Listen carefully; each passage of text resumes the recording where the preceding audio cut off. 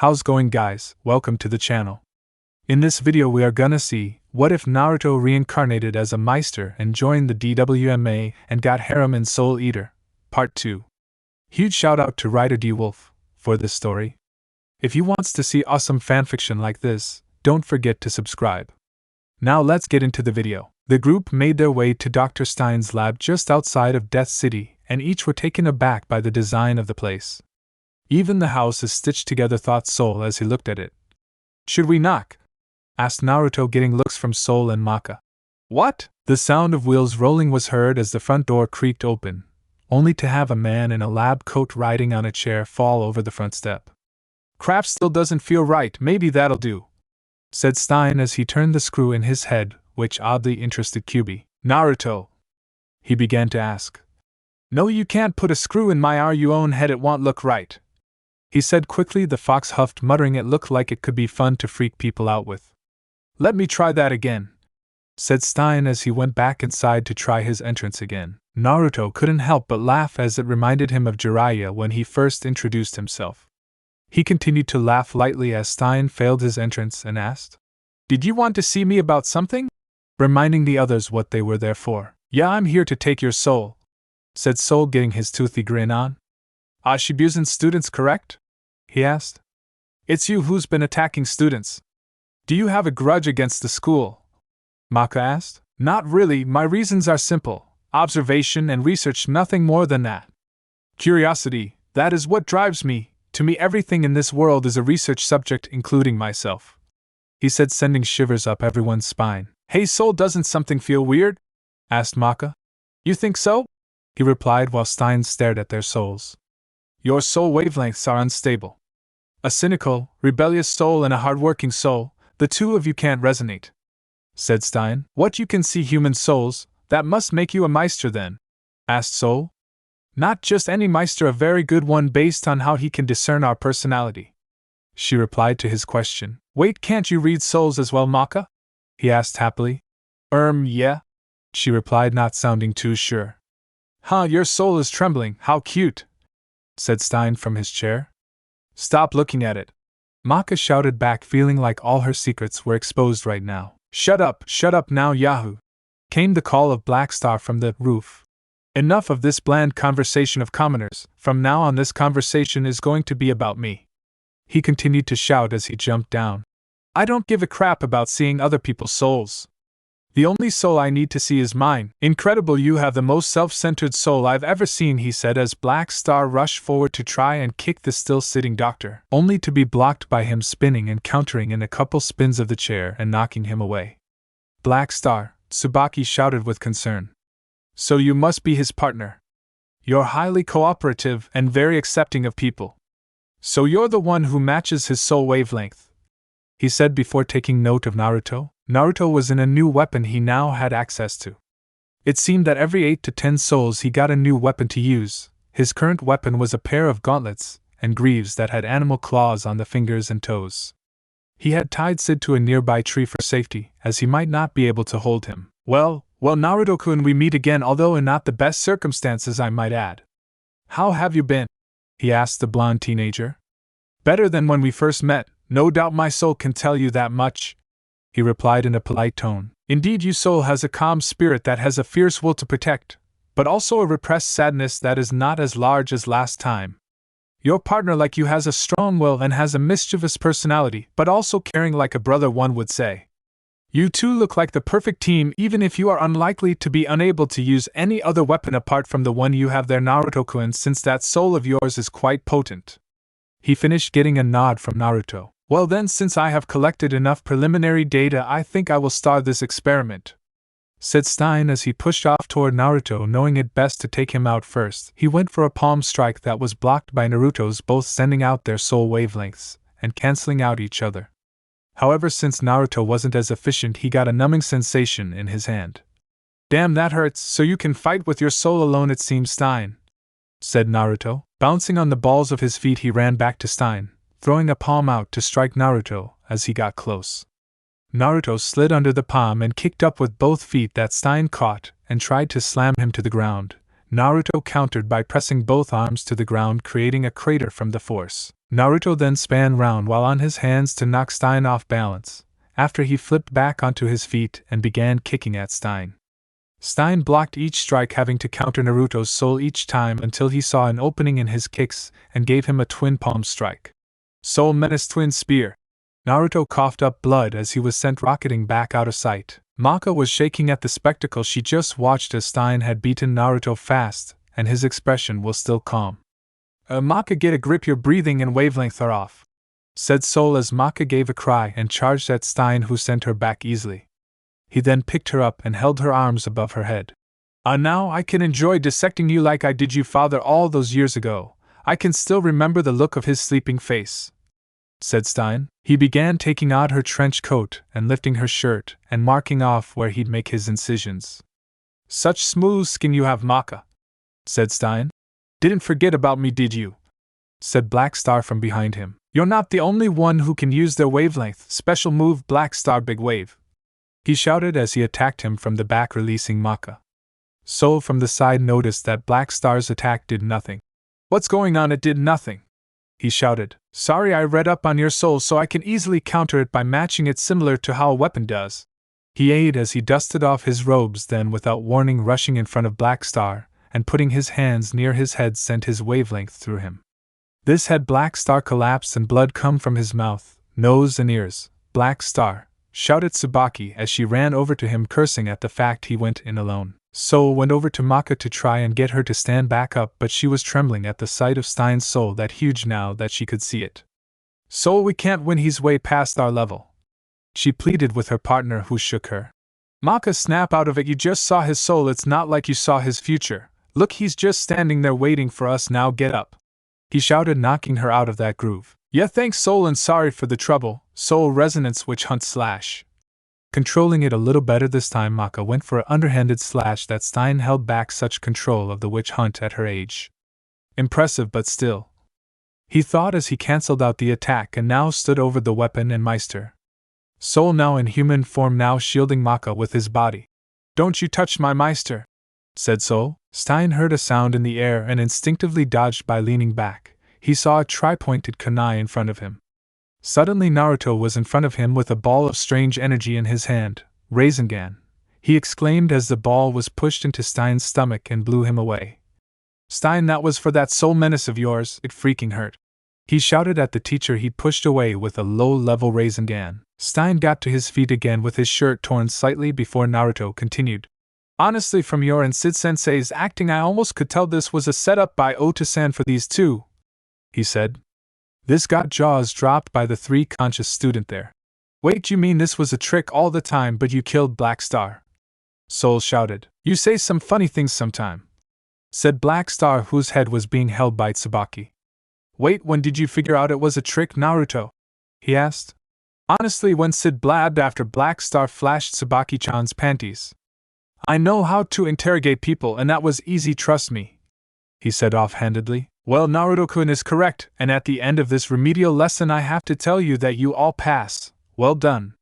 I have to say it way fun messing with you all in this charade, he said, getting them all thinking sadist. Well, now that I see that you're all tired from the lesson, why don't you all stay here tonight? He said with a happy face. The response was a hell no from Maka and Soul, while Tsubaki and Naruto laughed at it. Black Star had fallen asleep. Naruto, that move, what was it called again? She asked, remembering something at the back of her head. Rasengan, or Spiral Sphere in translation, White Tsubaki-chan? Despite doing it every day, she still blushed at the suffix he gave her. No reason, just something tells me I have heard of it before, she said, tapping her head in an attempt to jog it. I'm sure it'll come to you, but do you want help carrying Sleeping Beauty here? He asked the girl, who nodded. Well, here's a treat for you then, Kagebunshin no Jutsu, he said, putting his fingers in a familiar cross as a clone appeared in a puff of smoke. Please help carry Black Star for Tsubaki-chan now, minion, he said jokingly to the clone that nodded and picked up said ninja. When you get home, just tell him to disperse when he is done, and please note that anything that happens to him I will remember, he said, and again she nodded. Thank you, Naruto, and see you tomorrow, she said as the clone carrying her partner, Maka and Soul, made their way home. He turned to Stein. You're going to be our homeroom teacher from now on, aren't you? He asked, only for Stein to get a large grin on his face. Well, I can't wait to see their faces then and see you tomorrow, Stein-sensei, he said as he hiroshined to his home. Although something had happened that Naruto didn't suspect that night, his brother would be joining Shibuya in a couple days as he believed that Stein was going to kill them, so said he would become a student. Liz and Patty were very happy at this and decided that they would surprise Naruto when they showed up. A couple days later, Naruto was asleep at his desk while he had a bunshin hidden in the back take notes, until he was woken by Tsubaki shaking him, as Stein had brought out the dissection subject for the day, an endangered bird. I just realized that Soul and Black Star aren't here. Did something happen? Asked Stein, holding his scalpels and preparing to begin his obsession. They are skipping class as always do. I'm surprised those idiots don't form their own team, said Maka, and both Naruto and Tsubaki had an image in their minds of Black Star wielding a scythe. All Naruto could think at this was should never happen. Naruto and Tsubaki said at the same time, No, that can't happen, Maka-san/Chan. Then Stein interrupted and said, That's a shame really, as I believe I told you that we'd be getting a new student today. Meanwhile, outside, both Soul and Black Star grew impatient that the new student was over 3 hours late, and growing antsier by the minute. Thankfully, their reprieve came in the form of 3 figures: Death the Kid, Liz, and Patty Thompson. Wonder what's Naruto-kun's expression will be when he sees us all. Hey, Patty? Liz asked her sister, who was very giddy as usual. High school will be fun here, especially with Naruto-kun, Patty replied, skipping along the path. I'm just glad that Shishiyu designed this school to be in perfect symmetry. It's absolutely perfect in form, said Kid, admiring the building in front of him. He then took note of the male sitting in front of the building. Hey, are you the one who's going to show us around here? He asked Soul. Late on your first day and now you want me to show you round? Talk about riding on your parents' coattails, your dad's must be 7 feet long, he said sarcastically. 7 feet, mumbled Kid before going into a rant about saying it should be 8 feet. Black Star then began proclaiming his greatness from one of the school's spikes on the side, claiming, I don't care who you are. I can't stand you trying to show off more than me, he said before the spike he stood on broke off. As you can imagine, this pissed off Kid, as the building was now off balance thanks to Black Star, so he claimed that he had to be punished, and told the sisters to take weapon form. Sigh, first day here and we're already getting into a fight, muttered Liz as she took form. Not long after, the classroom was abuzz with students taking notice that Black Star and Soul were fighting the new Kid. Stein-sensei, the school rules say that if students are dueling on the grounds, a faculty member must be there, said Maka, making said teacher stab his scalpels into the desk. Very well then, Maka, Tsubaki and Naruto, come down with me. The rest of you have study hall, said Stein. Once they got outside, Naruto face-palmed at his stepbrother's actions, and knew this had something to do with symmetry, but was able to get a good laugh when Black Star tried to use Soul in his scythe form, and cut his head open. They can't fight together as they cannot sense each other's wavelength. Before they can fight the enemy, the Meister and the weapon must face each other's soul, said Stein, gaining Naruto attention. Strange, since because they are such good friends you'd think they'd match better instead of that, said Naruto as Black Star tried to force his wavelength into Soul, causing him to spit up blood. When it comes to the soul and the matching of wavelengths, it can be more complicated than expected. I'm sure that you and Kyubi had trouble matching up at first, said Stein, getting them both to sigh. Yeah, Naruto was very loud and annoying at the beginning and I was arrogant and stubborn, so we didn't get along, said Kyubi. It took me giving him a beating and a long talk before we could see eye to eye. But despite how our partnership started, I'm glad to have him by my side. He's been there for me when we went through some really bad times, said Naruto as Kyubi squeezed his shoulder comfortingly. Both shuddered when they saw Soul and Black Star have a Guy and Lee moment. Why must we be reminded of those two? Even at my age they still creep me out, said Kyubi. Could be worse, imagine them in matching outfits, said Naruto, and both pictured the two now hugging student in spandex. Never suggest that again, said Kyubi, firmly getting the response, agreed, from Naruto. Sorry Naruto, but who are you and Kyubi talking about? Asked Tsubaki, directing attention away from the mental image. A couple of martial arts masters I knew back home before I moved here. Despite not being related, they looked like clones and dressed the same, he said, happily remembering his friendship with Lee. Oh, I see. Just one more thing, Naruto, is it still you playing that music over the city sometimes? She asked, getting Maka's attention now, but before he could respond the sound of a gun firing could be heard and, sorry, my finger slipped, from Kid. They watched as Kid went to blast them with his death cannon mode only to then collapse for no reason whatsoever. I wish he would curve that OCD of his. I don't know how those two stand it, said QB as Naruto began slapping his face in an attempt to wake him. Yo, what's up all? Came the voice of Shinigami from behind them. Not much Oto-san, just Kid showing a bit of his skill and also his weakness, said Naruto as he picked him up and held him piggyback style. Geez, Kid can be such a bother. Oh well, I'll be taking Kid and the other home now, bye-bye, said Shinigami as he and other walked with him. I wonder what Naruto, Kyuubi and Shinigami-sama's souls look like, though Maka as she used her soul perception to see for herself, and she saw Kid and the sister's soul as rather small, but Naruto's was much larger, about the same size as Stein's was when they fought. It was orange as the spikes of his hair but had what appeared to be ears on his head and tails behind it.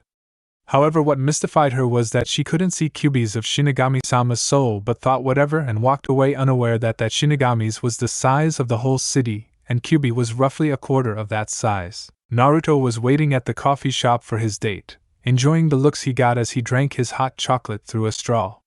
You look like you're having fun, Naruto-kun, came a voice behind him. He turned to see Medusa only wearing a black and yellow dress that showed off a little cleavage and all her curves. Well, you do dress to impress, it seems, Medusa-san, said Naruto, thanking Kami the mask didn't show his blush as he got up and brought out her seat to sit down on.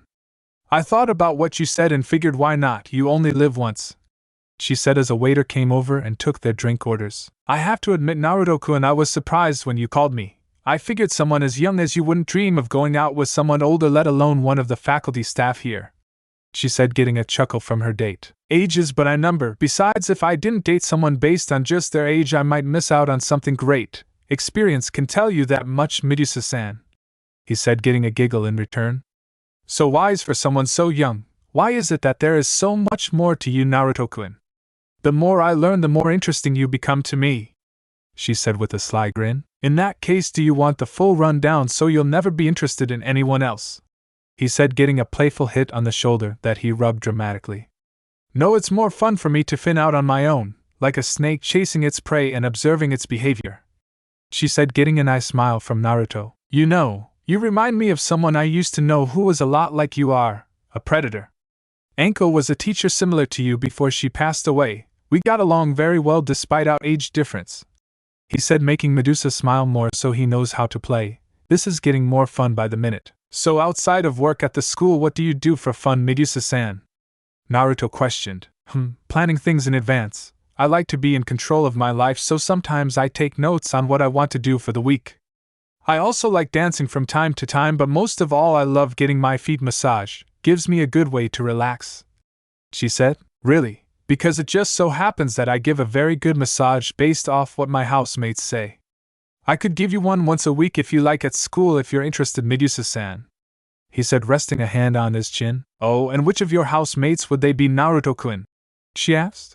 The partners of Death the Kid, Elizabeth and Patricia Thompson, the new students alongside my friend Blair who works at Chupacabra.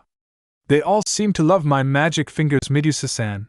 Whether it is a back rub, a full body, there's smiles all round, he said, sipping his drink via straw. Quite the number of ladies there, Naruto-kun. Not cheating on me before we even start, how unfair, she said while giggling. My rules are different from yours, Medusa-san. Mine allow for multiple players that get a fair game, he said cryptically, getting a wide-eyed expression from Medusa. Where I come from, those that plan alone but had two great players teaching them get multiple players in their game. You're welcome to join in if you want, Medusa-san, said Naruto, wiping his mask of the crumbs of the muffin he ate, while she was distracted by his message. A polygamist, who would have thought? Real question is who comes first for you, Naruto. This is a game that has my attention, and now that you offered, I'll take first place, but not without some more info, Medusa thought, wondering how to get info on the others girls to find out where they stand. Wait, did you just eat that without lowering your mask, Naruto-kun? She asked, only for Naruto to turn his head away. Maybe. Why, you've already seen what's under it, he said back. She pouted at this. Maybe I just want to see your pretty face again. You really are quite handsome under that little bit of cloth, she said, staring at his face, imagining the whisker marks and his smile. Who knows, perhaps if we leave and take a walk I might let you take a peek, but you have to let me decide where we walk, okay? He smiled, saying this due to the fact that people like Medusa love to be in control, so him doing this is a form of dominance over her personality. and proving himself to her. Took him longer to figure it out when it came to the other girls like Anko and Taiya. She huffed at his request. Fine, but you better let me stroke those whisker marks of yours again. I love to hear you purr, she said sweetly. Naruto nodded and left money for the bill and gestured his arm for Medusa, who took it happily. As they walked through the park, Medusa was still trying to think of how to proceed with Naruto, as his personality was unpredictable. On the one hand, he was calm and collected when at school, but when he was with her he became flirtatious and playful. But now, as she looked into the corner of his eyes, she saw something more. She still wondered about the brands on his back. She had never asked, as she figured that it was a very touchy subject. After some time they made it to a clearing in the city and one of the few grassy areas surrounded by trees. He was glad he had found the place, as it gave him a chance to reconnect with nature like with his training. He'd have loved to see the toads again, but it seemed after 1,000 years the toads had long since passed on. All he got from summoning was smoke. The sun was above them, so the light shone down through the trees, lighting up the area. The clearing had a small cliff that overlooked some of the city. He sat down so their legs dangled over the cliff's edge. What do you think, Medusa-san? Asked Naruto, looking at the women next to him.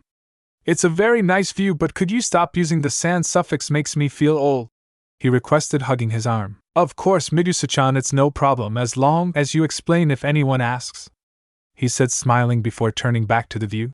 Looking out at the world like this reminds me of my old home. You see, I had a spot where I would sit at lookout to the world.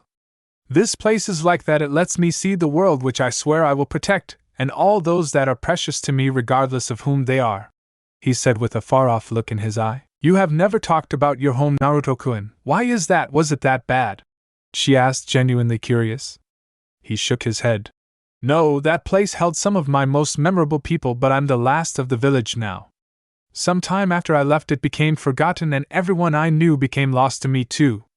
It's funny though, sitting here I remember it as clear as yesterday, but I know I can't touch it. He ran a hand through his hair as he pulled the mask down. Some things are beautiful precisely because you cannot touch them. That is how I see my old home now, alongside those I lost, a beautiful memory preserved in both my mind and in me. A few tears ran down his face as the faces of his loved ones flashed in his head. None of you will be forgotten or replaced. For any girl I choose will someone you would all approve of, and I will care for them whoever they may be. Blair, Liz, Patty, Medusa-chan, he thought as a hand wiped the tears from his face. Are you all right, Naruto-kun? Medusa asked with a worried expression. He gave her a small smile. Eventually, being away from home gets me still. Just wished I could have seen it one more time. But I think it's time I get you home, Medusa-chan, he said, not wanting to fully break down in front of her. However, Medusa was very good at reading body language, so could see the signs that Naruto was repressing sadness. So she did something she didn't expect for herself to do. She kissed him quickly, then pulled his head to her shoulder. Don't lie, you might fool others, but as a nurse and your friend I can tell you better, so let it out, Naruto-kun, please, she said as Naruto sobbed into her shoulder. He still had nightmares remained at night, and every time he see the village burning and heard the screams from his home. Kyubi could only do so much and could block them half the time. It was a surprise he didn't become an insomniac. Medusa was confused over her concern for Naruto. Normally she looked at things from a distance, but this one person had become close to her despite this. She felt relaxed and safe in his presence. Plus he wasn't a pervert like other people who spoke to her. Seeing him now at his weakest, her actions were those of someone who cared for another. Although honestly she had grown fond of the blonde-haired student, and wanted to see that same smile he gave her when she first saw his face. Eventually his tears stopped, and he looked into her face with puffy eyes. Thank you, Medusa-chan. I'm sorry you had to see that, he said, hiccuping a little. She rubbed his whiskers to help calm him down more. You don't have to be sorry for that, Naruto-kun. I'm happy to be here for you, she said, smiling, and went to kiss him again. He accepted her affection as she held onto his face. She obtained dominance in the kiss with her tongue like a snake. Before he could get too into it, she pulled back. He whined at the loss of lips. Now, Naruto-kun, I gave you a taste, but you'll have to work if you want more, she said. He smiled back at her. Thanks, Medusa-chan. Thanks for being there. I'm glad I met you, honestly. Makes life more interesting, and I hope we can do this again sometime. But I think this brings us to the end of our date, so why don't I walk you home then, Medusa-chan? He said as he got to his feet and helped her up. I'd be more than happy to go out with you again, Naruto-kun, just as long as I'm not busy working or messing with something, she replied as they walked back to her temporary house in the city. When they got to their house, Naruto turned to Medusa. Till next time, Medusa-chan. He lowered his mask and gave her a quick peck on the lips before vanishing in a yellow flash. Indeed, Naruto-kun, until next time, but I wonder what I will learn next time. Which reminds me I should look at those sisters he mentioned just to see who else is playing the game with him, she said to herself as she walked into her house. Naruto stood in front of his father's mirror with Stein next to him in the death room. Naruto-kun, Stein-kun, I need you to go with Death's side, stop the demon sword before it awakens as a Kishin. I'm counting on you both.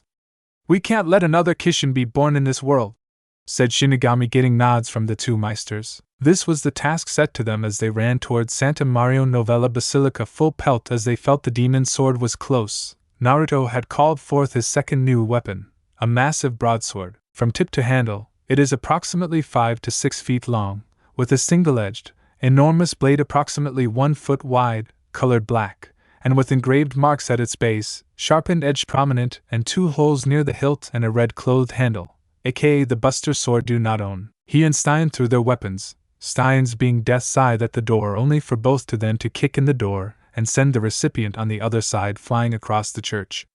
Both walked through and spotted Maka and a bleeding soul next to her. He quickly slipped a blood clot pill and plasma pill in his mouth, and used a quick healing jutsu on him before picking up the blade. Stein, Naruto, then that blade must be, said Maka as spirit took form, hoping to look good in front of his daughter only to fail due to Naruto and Stein providing first aid to Soul. Naruto got into his stance. Is that kid the Kishin but still underdeveloped?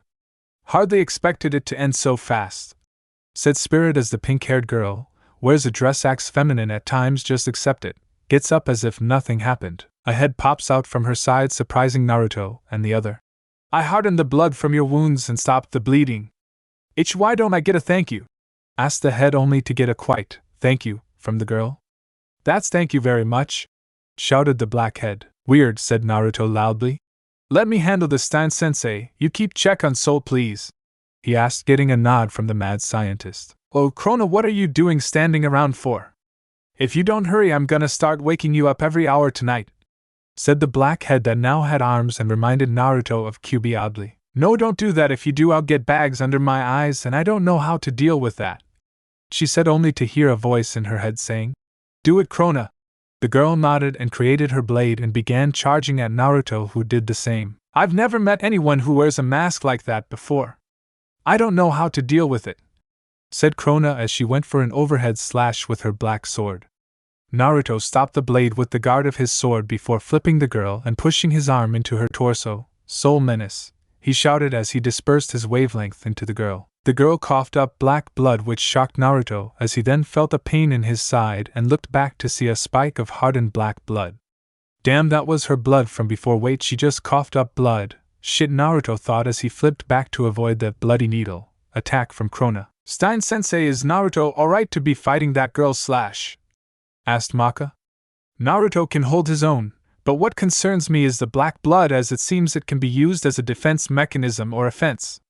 Also, that demon sword was made by over-harvesting human souls, and if we don't stop it, it'll turn into a Kishin. But that not all is that there is something off about that Meister and weapon. The weapon Ragnarok seems to be bullying Krona's soul and is constricting it, but Krona is resisting to it. But what worries me is the snake coiled around her soul, said Stein as Ragnarok popped out again. Or Krona, get hit by that again and I'll put thumbtacks on your shoes, he threatened. No, if you do that I won't be able to go outside, said Krona as she went back to strike Naruto using her scream resonance, only to be countered by Naruto coating his blade in his wavelength and wind chakra. Sorry, your blade's got nothing on mine, he said as he kicked Krona outside past the others. Ready for round 2, Oju-chan? He asked. Krona, this guy is mocking us. Take him out. He has a good soul to eat, I can tell, said Ragnarok, and Krona nodded and charged for the 3rd time. Naruto began charging a Rasengan with his left hand as he defended with his right. You're stronger than most girls, but not like the ones I know. Sorry, but you hurt my friend, he said as he parried her strike, leaving her open for his attack. He thrust his attack forward, Rasengan menace, he said as the soul-infused sphere struck the girl and sent her flying until he appeared above her and slammed her into the ground with the back of his sword for good measure. He then ran back over to the other to check on Soul's condition. How's he doing? he asked as Stein adjusted his glasses and lit up a cigarette. It's a good thing you had those blood pills, or it could be worse. What about the demon's sword? Stein asked. It's fine, she should be no. He couldn't finish as he turned back to see the girl's body literally spike out from all directions. What's going on? Asked Maka. A rejection response, answered Stein.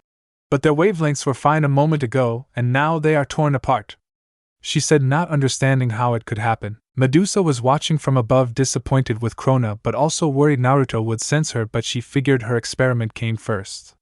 Soul protect release, she said, canceling the field of magic that shrouded her soul. Naruto felt the energy above him and felt an ears and tail come out as a result.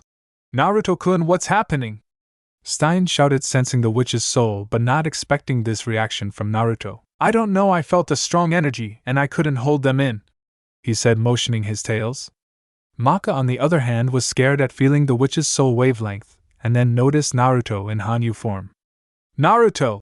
She shouted to him. He kneeled down to her. Don't be scared, Maka-san, this is just how I really look, and don't worry, I won't let that witch hurt you, he said, standing in front of her and flaring his soul to combat the fear she was feeling. Krona, you disappoint me. When we get home you are being punished, but before that the others will have to be punished as well. Snake, cobra, cabra. Vector arrow, Medusa said as several arrows began converging towards Stein and the others. Senpai, soul resonance, said Stein as he began spinning the scythe which glowed. Witch hunt slash, he exclaimed as he slashed through the arrows as Naruto was over Maka and Soul, covering them with his tails like a shield, while they were distracted and quickly sent a snake to claim Krona before jetting off on her broom. Should we go after her? Asked Spirit. Not now, we have to see to Soul. Naruto, can you hide your features now? Asked Stein as Naruto's tail receded back into him. Stein, get close, we're traveling by teleport, it's the best option right now, he said, getting nods from him and Spirit as they all left in a yellow flash. The morning after, Naruto and Stein walked out the nurse's office, both having seen to Soul's wounds, and found Maka sitting outside. Naruto, Stein-sensei, she said, noticing them. Naruto went over to her and placed a hand on her shoulder. You didn't need to wait here, you should have taken a shower to calm your nerves, he said to her. She got to her feet. Is Soul okay now? She asked, getting smiles from Naruto. Okay, I smile, and Stein. Yes, the surgery went fine with Naruto-kun helping out, all he need is a good bit of rest and he'll be okay, he said, relieving the girl. Can I go see him? She asked. Sure, I'll walk you in, said Naruto. As he walked past, he sent a silent message to Stein saying I won't tell her as the two walked in. Maka stood next to Soul as he had a blood drip. She began to sniffle, thinking how she almost got Soul killed. Best not to think about it, Maka-san, said Naruto, bringing her out of her thoughts. She opened her mouth to speak only for the door to be kicked in. Black Star ran in and jumped on Soul's bed and began shaking him. Soul, my friend, wake up and open your eyes. My smile will be the source of your energy, he shouted, but was stopped as both Naruto and Maka smacked him on the head, except Maka used a book. I'm sorry, Maka-chan, Naruto-kun.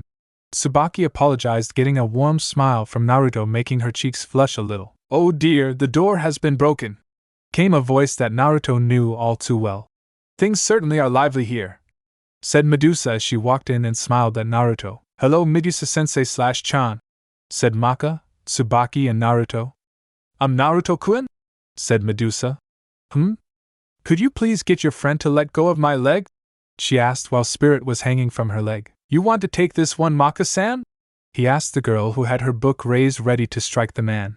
Gladly, she answered. Medusa walked over to Naruto and gave him a kiss on the cheek over the mask. She noticed how Maka was shocked and Tsubaki looked like she wanted to cut her. Medusa-chan, is this really the place?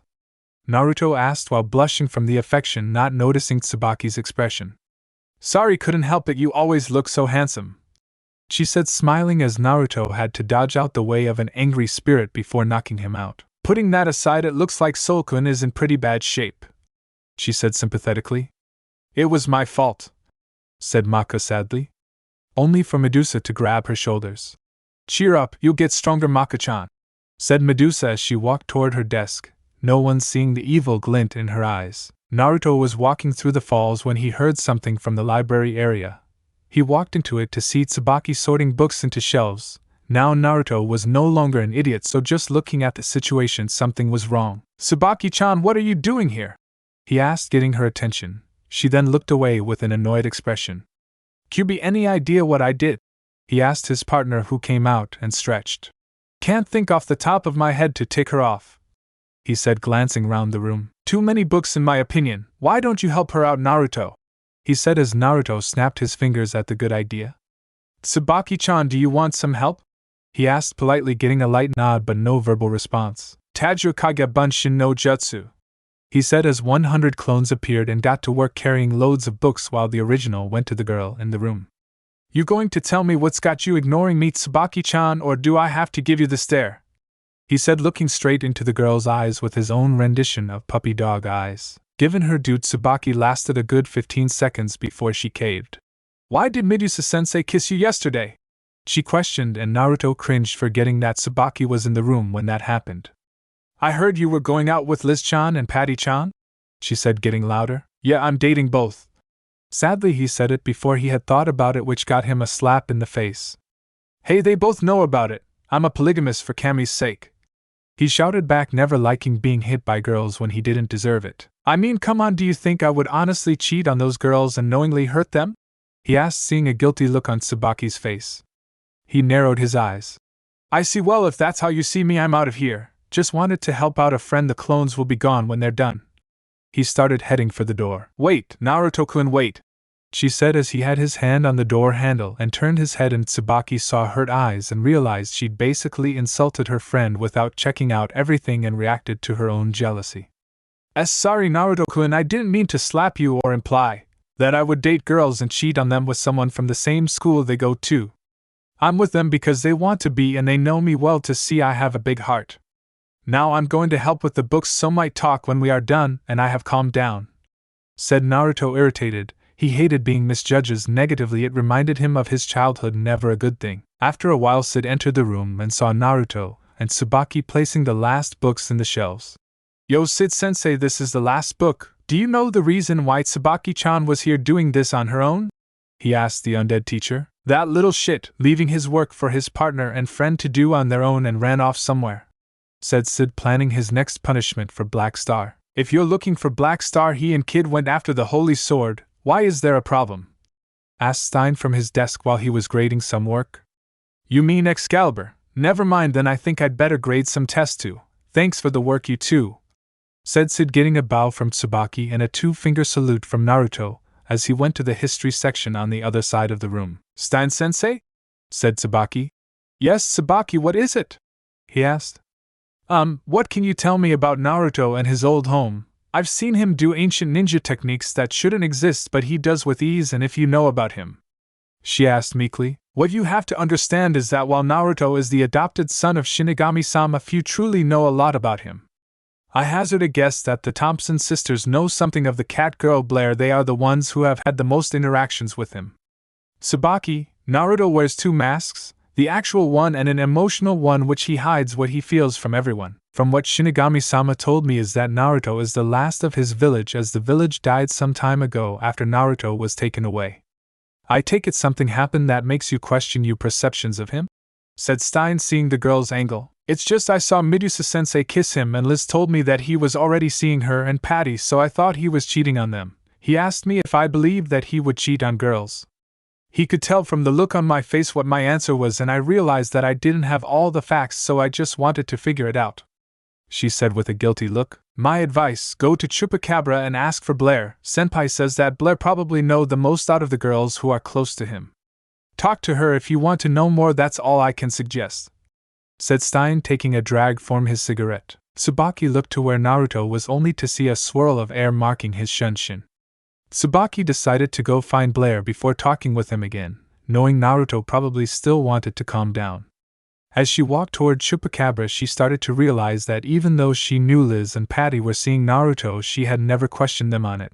Was it that she was jealous and didn't want to be reminded of what she couldn't be a part of? Was that the reason she accused Naruto, knowing that he was a good person and had even offered to help her out with homework since he was at the top of the class? These were the thoughts she had as she walked into the cabaret bar. "Hello, is Blair in?"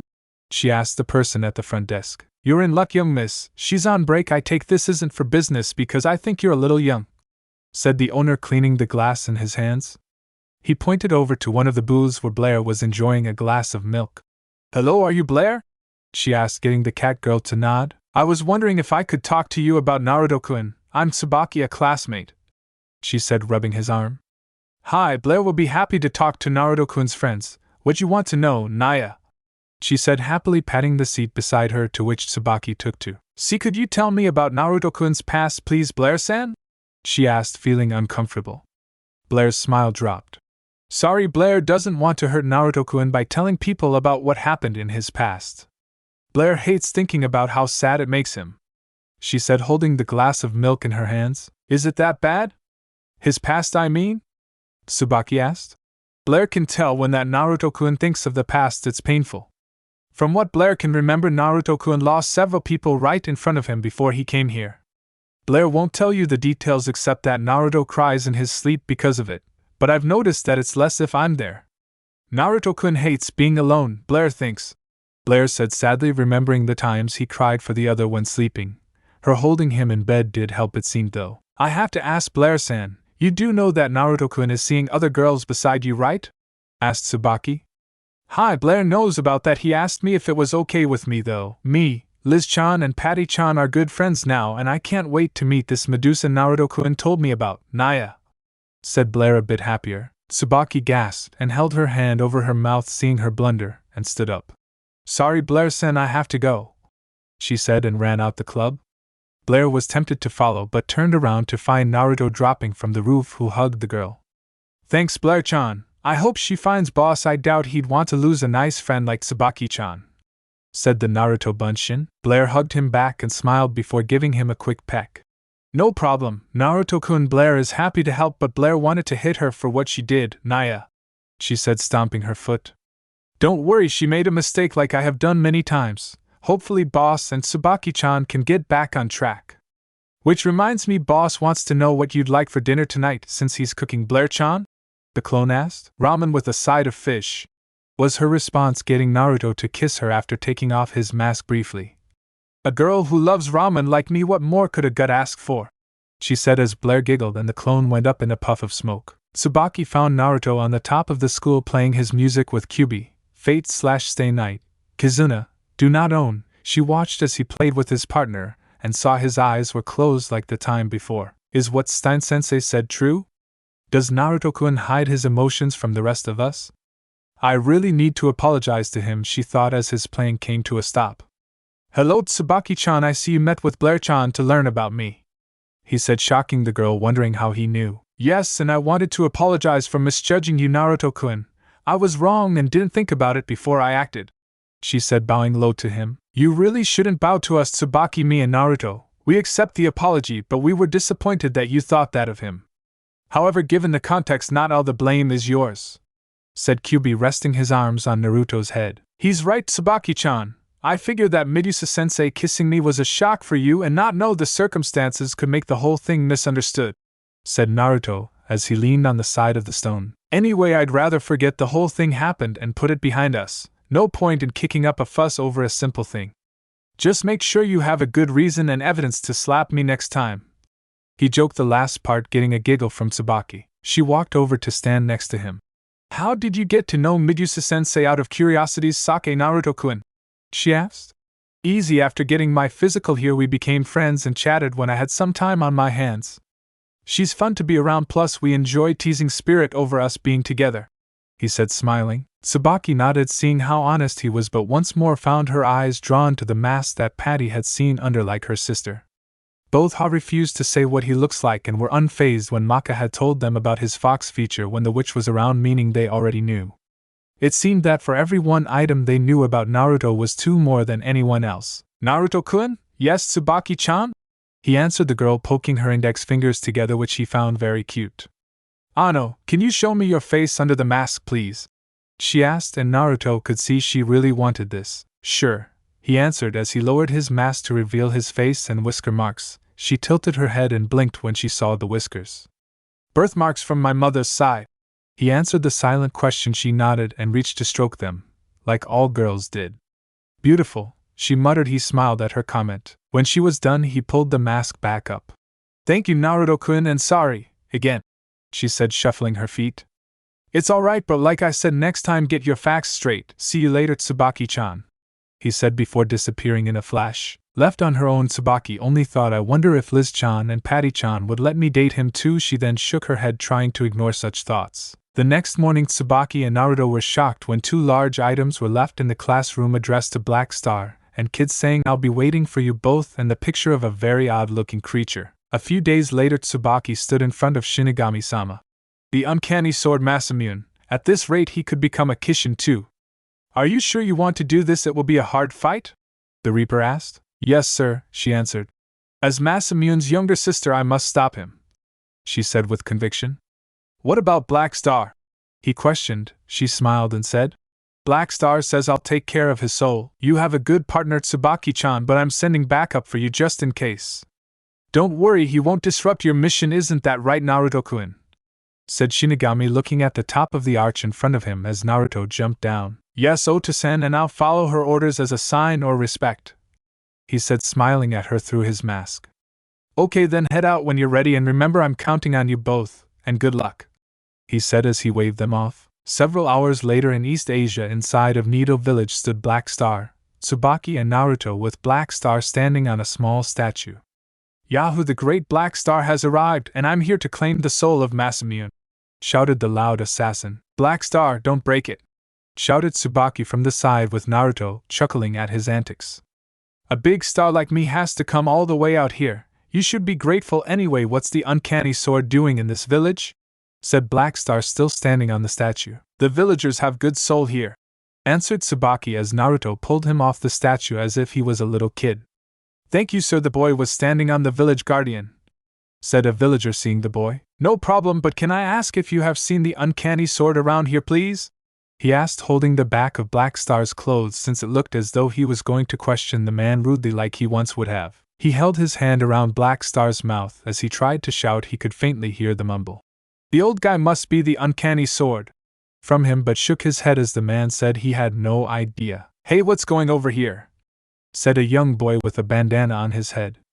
Nothing, just looking for someone, answered Naruto, hand still over Black Star's mouth. He was glad he hadn't decided to bite yet. The boy then noticed Black Star's tattoo on his shoulder and recognized it. What does someone from the Star Clan want with this village? Did you just come back to kill us?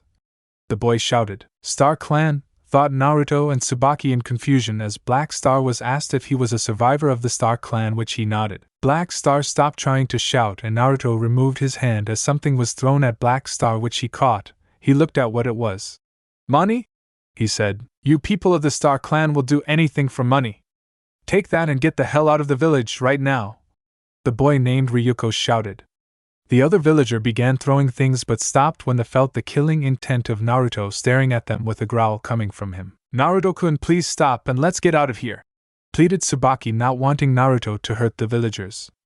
Naruto nodded and eased up before all three ran off into the trees just outside the village as it started to rain. It started raining.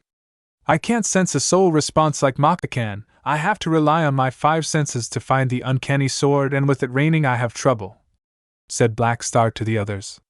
You want to know why that happened, right, Tsubaki, Naruto? He asked, the two getting a shake of the head from Tsubaki and nothing from Naruto as he stared at the village with irritation. Naruto, what's wrong? Something rub you the bad way there? Asked Black Star, noticing his expression. Angry villagers attacking someone for their burden who shouldn't be blamed, he said with a growl. I take it this Star Clan wasn't well liked and are all gone except for you when you were a baby, he said, getting a nod from the boy. Yeah, 13 years ago the clan was wiped out, Shibuzen, and I was only a little star at the time. Can't really blame Shibuzen. Besides, Mom and Dad were bad guys and it's in the past, and a big star like me doesn't dwell in the past, he looks to his bright future, he said, smiling, and Naruto patted him on the back. Now that's the type of idealism I enjoy. You are a good kid after all, Black Star, despite being a bit loud, said Naruto. But I need to be loud, otherwise the world won't hear me become greater than a god, Black Star shouted back. Tsubaki smiled at the scene, since Naruto probably understood Black Star in some way, but made her wonder his first reaction was such strong intent. A scream could be heard and the two ninja acted. Let's go, Tsubaki, Naruto, said Black Star as they jumped back toward the village as Naruto brought out a weapon he hadn't used in a while, his ethereal blades. The ethereal blades were twin sword like the seven swordsman's kiba, but made completely of his and Kyuubi's souls, so their color was red and blue. What was good was that these blades could shift their form to large blades, whip or shield, inspired by the mysterious man in birth by sleep weapons do not own. When they got back into the village, they saw the boy Ryuko standing over the old man with a black blade in his hands. Naruto could see the boy's eyes weren't his own, so rushed in and pushed him away from the man using the shield form of his blades. "Tsubaki-chan, that's your brother, isn't it?" he asked, not taking his eyes off his opponent. "Yes, Ni-chan can latch onto a soul and control it before consuming it. The best thing for us to do is to have you or Black Star push your wavelengths into him to make him detach. I'll handle the rest," she said, becoming the Kuzurigama for Black Star and Naruto holding his blades backhanded. "I'm sorry for dragging you both into a sibling fight. It's the reason I joined Shibuya in order to find him," said Tsubaki, now in weapon form. "What are you talking about? Meister and weapon rely on each right, so you can always count on me," said Black Star. "And double for me, I don't turn my back on friends," said Naruto, charging with Black Star both being blocked by Ryuko. "I won't let you interfere with my meal. The world is about survival of the fittest. Those with the power can eat as much as they wish," said Masamune. "Puppet Shadow," came the voice of the sword as two arms of Shadow tried to attack the Meisters, only to be blocked this time by Naruto's shield. "A Shadow Master, have to admit I'm impressed he can use his shadow like that," commented Naruto, reminded of Shikamaru as the stickman-like shadow came out the ground. The shadow lunged forward at the two. "Tsubaki ninjutsu form, I'd best go with speed," said Black Star as his partner changed form and Naruto switched to his Nodachi. "Speed Star," exclaimed Black Star as he increased his speed to dodge the attack. "Yahoo, did you see that? Of course not, the great Black Star is too fast for you to see," he shouted before he slipped on the wet floor and ended up doing the splits on the corner of a house.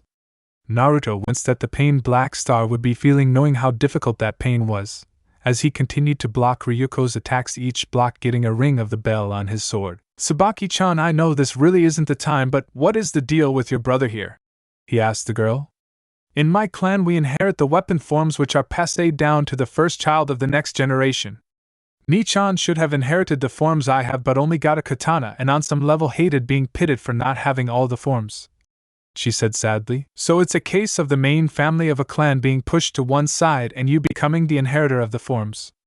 Boy, does this take me back. I haven't had to cure a spike up an ass for some time. Bastard ID just like Niji," he said, continuing to block. "Black Star, if I get him into position, do you think you can pull off a big finish?" he asked, getting a few cuts from the shadow when he blocked the sword. It was difficult for him to either watch the boy who used the sword perfectly or the shadow. "Who the hell do you think I am? I am the great Black Star, of course I can. Just do your job and let me shine," he shouted, jumping on the statue. "Enough, puppet thrust," shouted the sword as the shadow was sent forward, which Naruto dogged easily. "Branch," he heard as the shadow spiked out and pierced his arm in a few places. However, Naruto had felt worse pains, so grabbed hold of the shadow using a chakra and pulled it and threw it, taking the boy as well toward Black Star, who jumped so he could use his wavelength. "In the air is my playing field, it's my time to shine. I dub this my time," he shouted as he hit him with his wavelength. "Tsubaki now!" shouted Black Star as his partner shifted form and caught the sword that was dropped by Ryuko. "I'll be back soon, thank you," she said as she dropped to the floor. She then collapsed to the floor as the sword began trying to possess and consume her soul. Black Star sat next to the blade, both having faith in her. Nevertheless, some villagers, now seeing Black Star sat down, decided to try and hurt him, but before they could get close they found themselves unable to get within 10 meters of him. They were being held back by a barrio that had chains running around it, and all the chains had come from Naruto.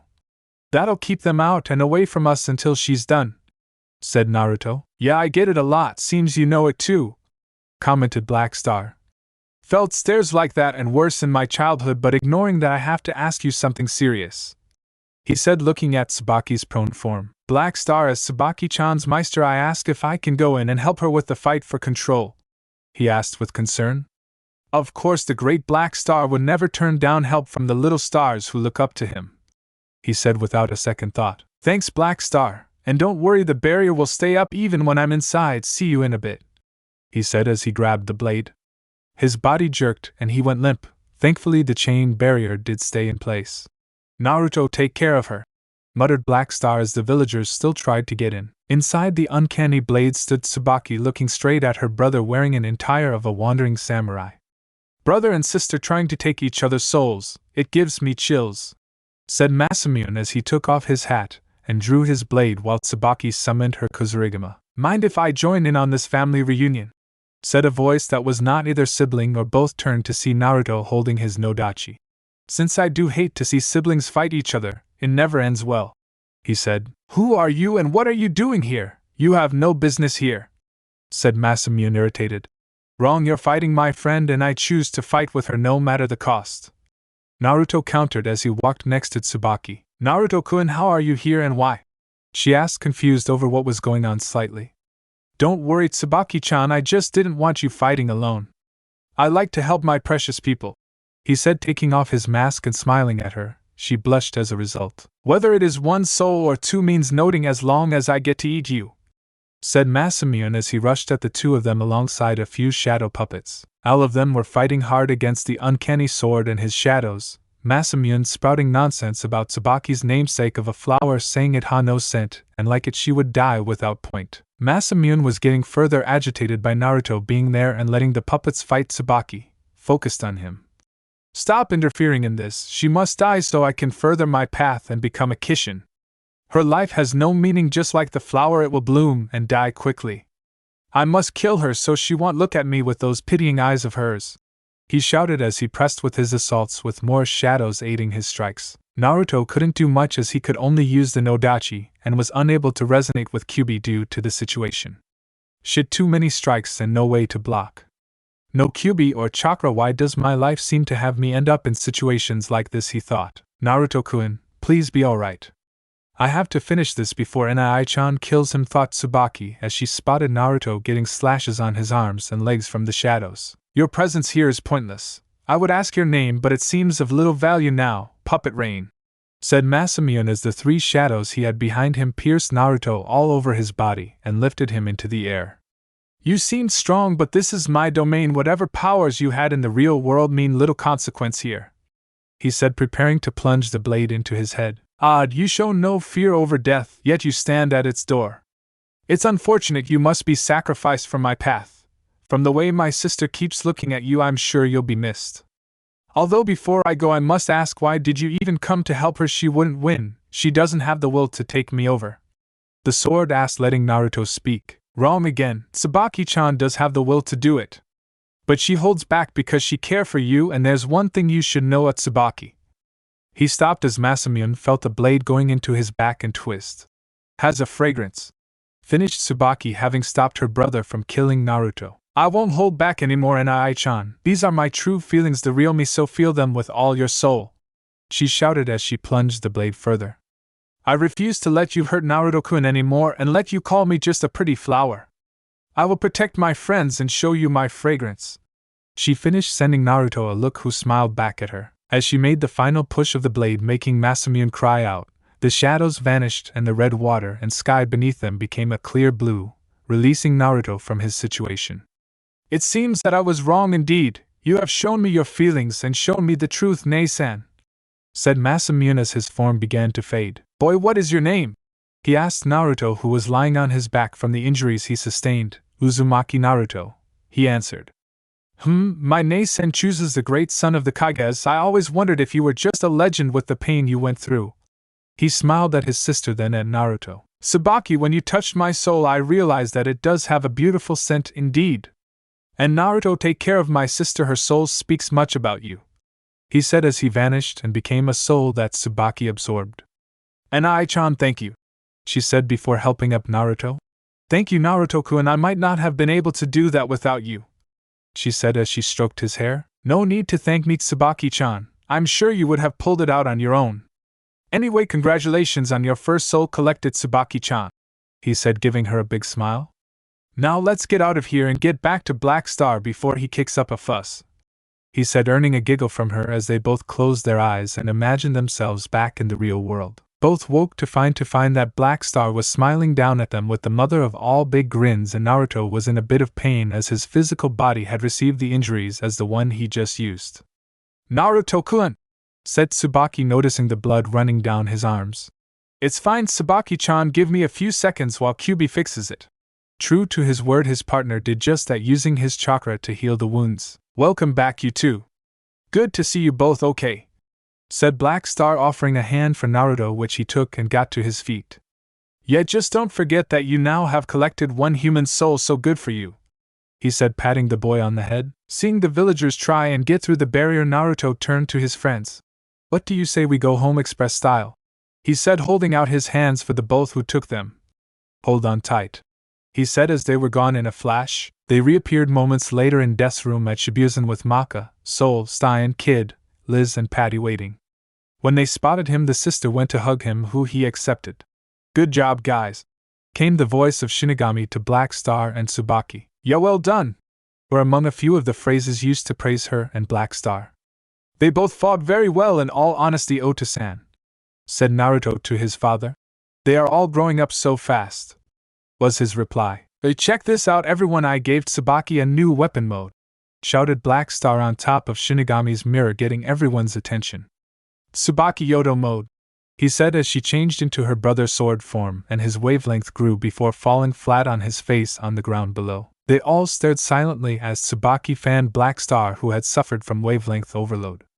Except Naruto and Patty, who were laughing at it while holding each other's shoulder. Looks like he can't handle it yet, but I'm surprised she took on her brother's power, said Stein, taking a drag and puffing out. Oh ho ho, well that's one Kishin down then, said Shinigami as Naruto stopped laughing and patting Tsubaki on the shoulder, and I smiled at her. Good job, Tsubaki-chan, he said, earning a bright smile from the girl, who was very happy at the moment but did have one thought. What did Ni-san mean, son of the great Kage, as I need to look in the library for this. It was Saturday and Naruto's turn to do the laundry in the house, not that it bothered him really. He actually enjoyed doing chores like this as it gave him time to relax as he helped out his new family and girlfriends. Although he was not alone in his work today, Blair had tagged along with Liz to go shopping, and they had Ragged Tsubaki, Maka and Medusa along too. This left Patty helping Naruto hang washing outside, as the bright sunny day was perfect for it. Whereas the boys had run, knowing that when it came to girls and shopping it was best to run away, Kid wasn't allowed, as he was nitpicky about clothes, which usually ended up with him trying to find perfectly symmetrical clothes. Naruto and Patty were in the garden, which was quite large and had plenty of space for Naruto to grow plants. The house had a porch to sit on that overlooked the traditional Japanese garden Naruto had designed. As Patty folded the clothing, she turned to Naruto, who was currently without his mask and in lounge clothes that he had bought previously with Liz's help. Nice weather, isn't it, Naruto-kun? Said Patty, smiling. Yeah, it feels nice today, Patty-chan, he replied, feeling the warmth of the smiling sun on his face. Naruto-kun, why didn't you go on the shopping trip with Nei-chan and the others? She asked, cutely tilting her head. Because Blair-chan and Liz-chan no doubt picked up a few other girls and are forcing them into summer ski clothes, and I'd rather not be there for the other girls' embarrassment, he said, not taking into account that 4 of the girls on the trip wouldn't mind them seeing him. Patty imagined her sister and Blair putting Maka into something Blair would wear and could help but laugh. You're right there, Naruto-kun. Nei-san can get carried away, hee. He took a dried shirt from the rails and brought it over for her to fold. Besides, for me this is more fun for me, Patty-chan, he said, smiling only to have Patty stare at him with a blush on her face. What's the matter? He asked her. Are you talking about the laundry, or are you talking about being with me? She said, drawing circles with her finger on the back porch. Naruto was overwhelmed with Patty's suggestion, not that it wasn't true. If I answered both? He tried. You can't, Patty replied deadpan while grinning, leaving Naruto trapped in the situation, so he did what his teachers had taught him.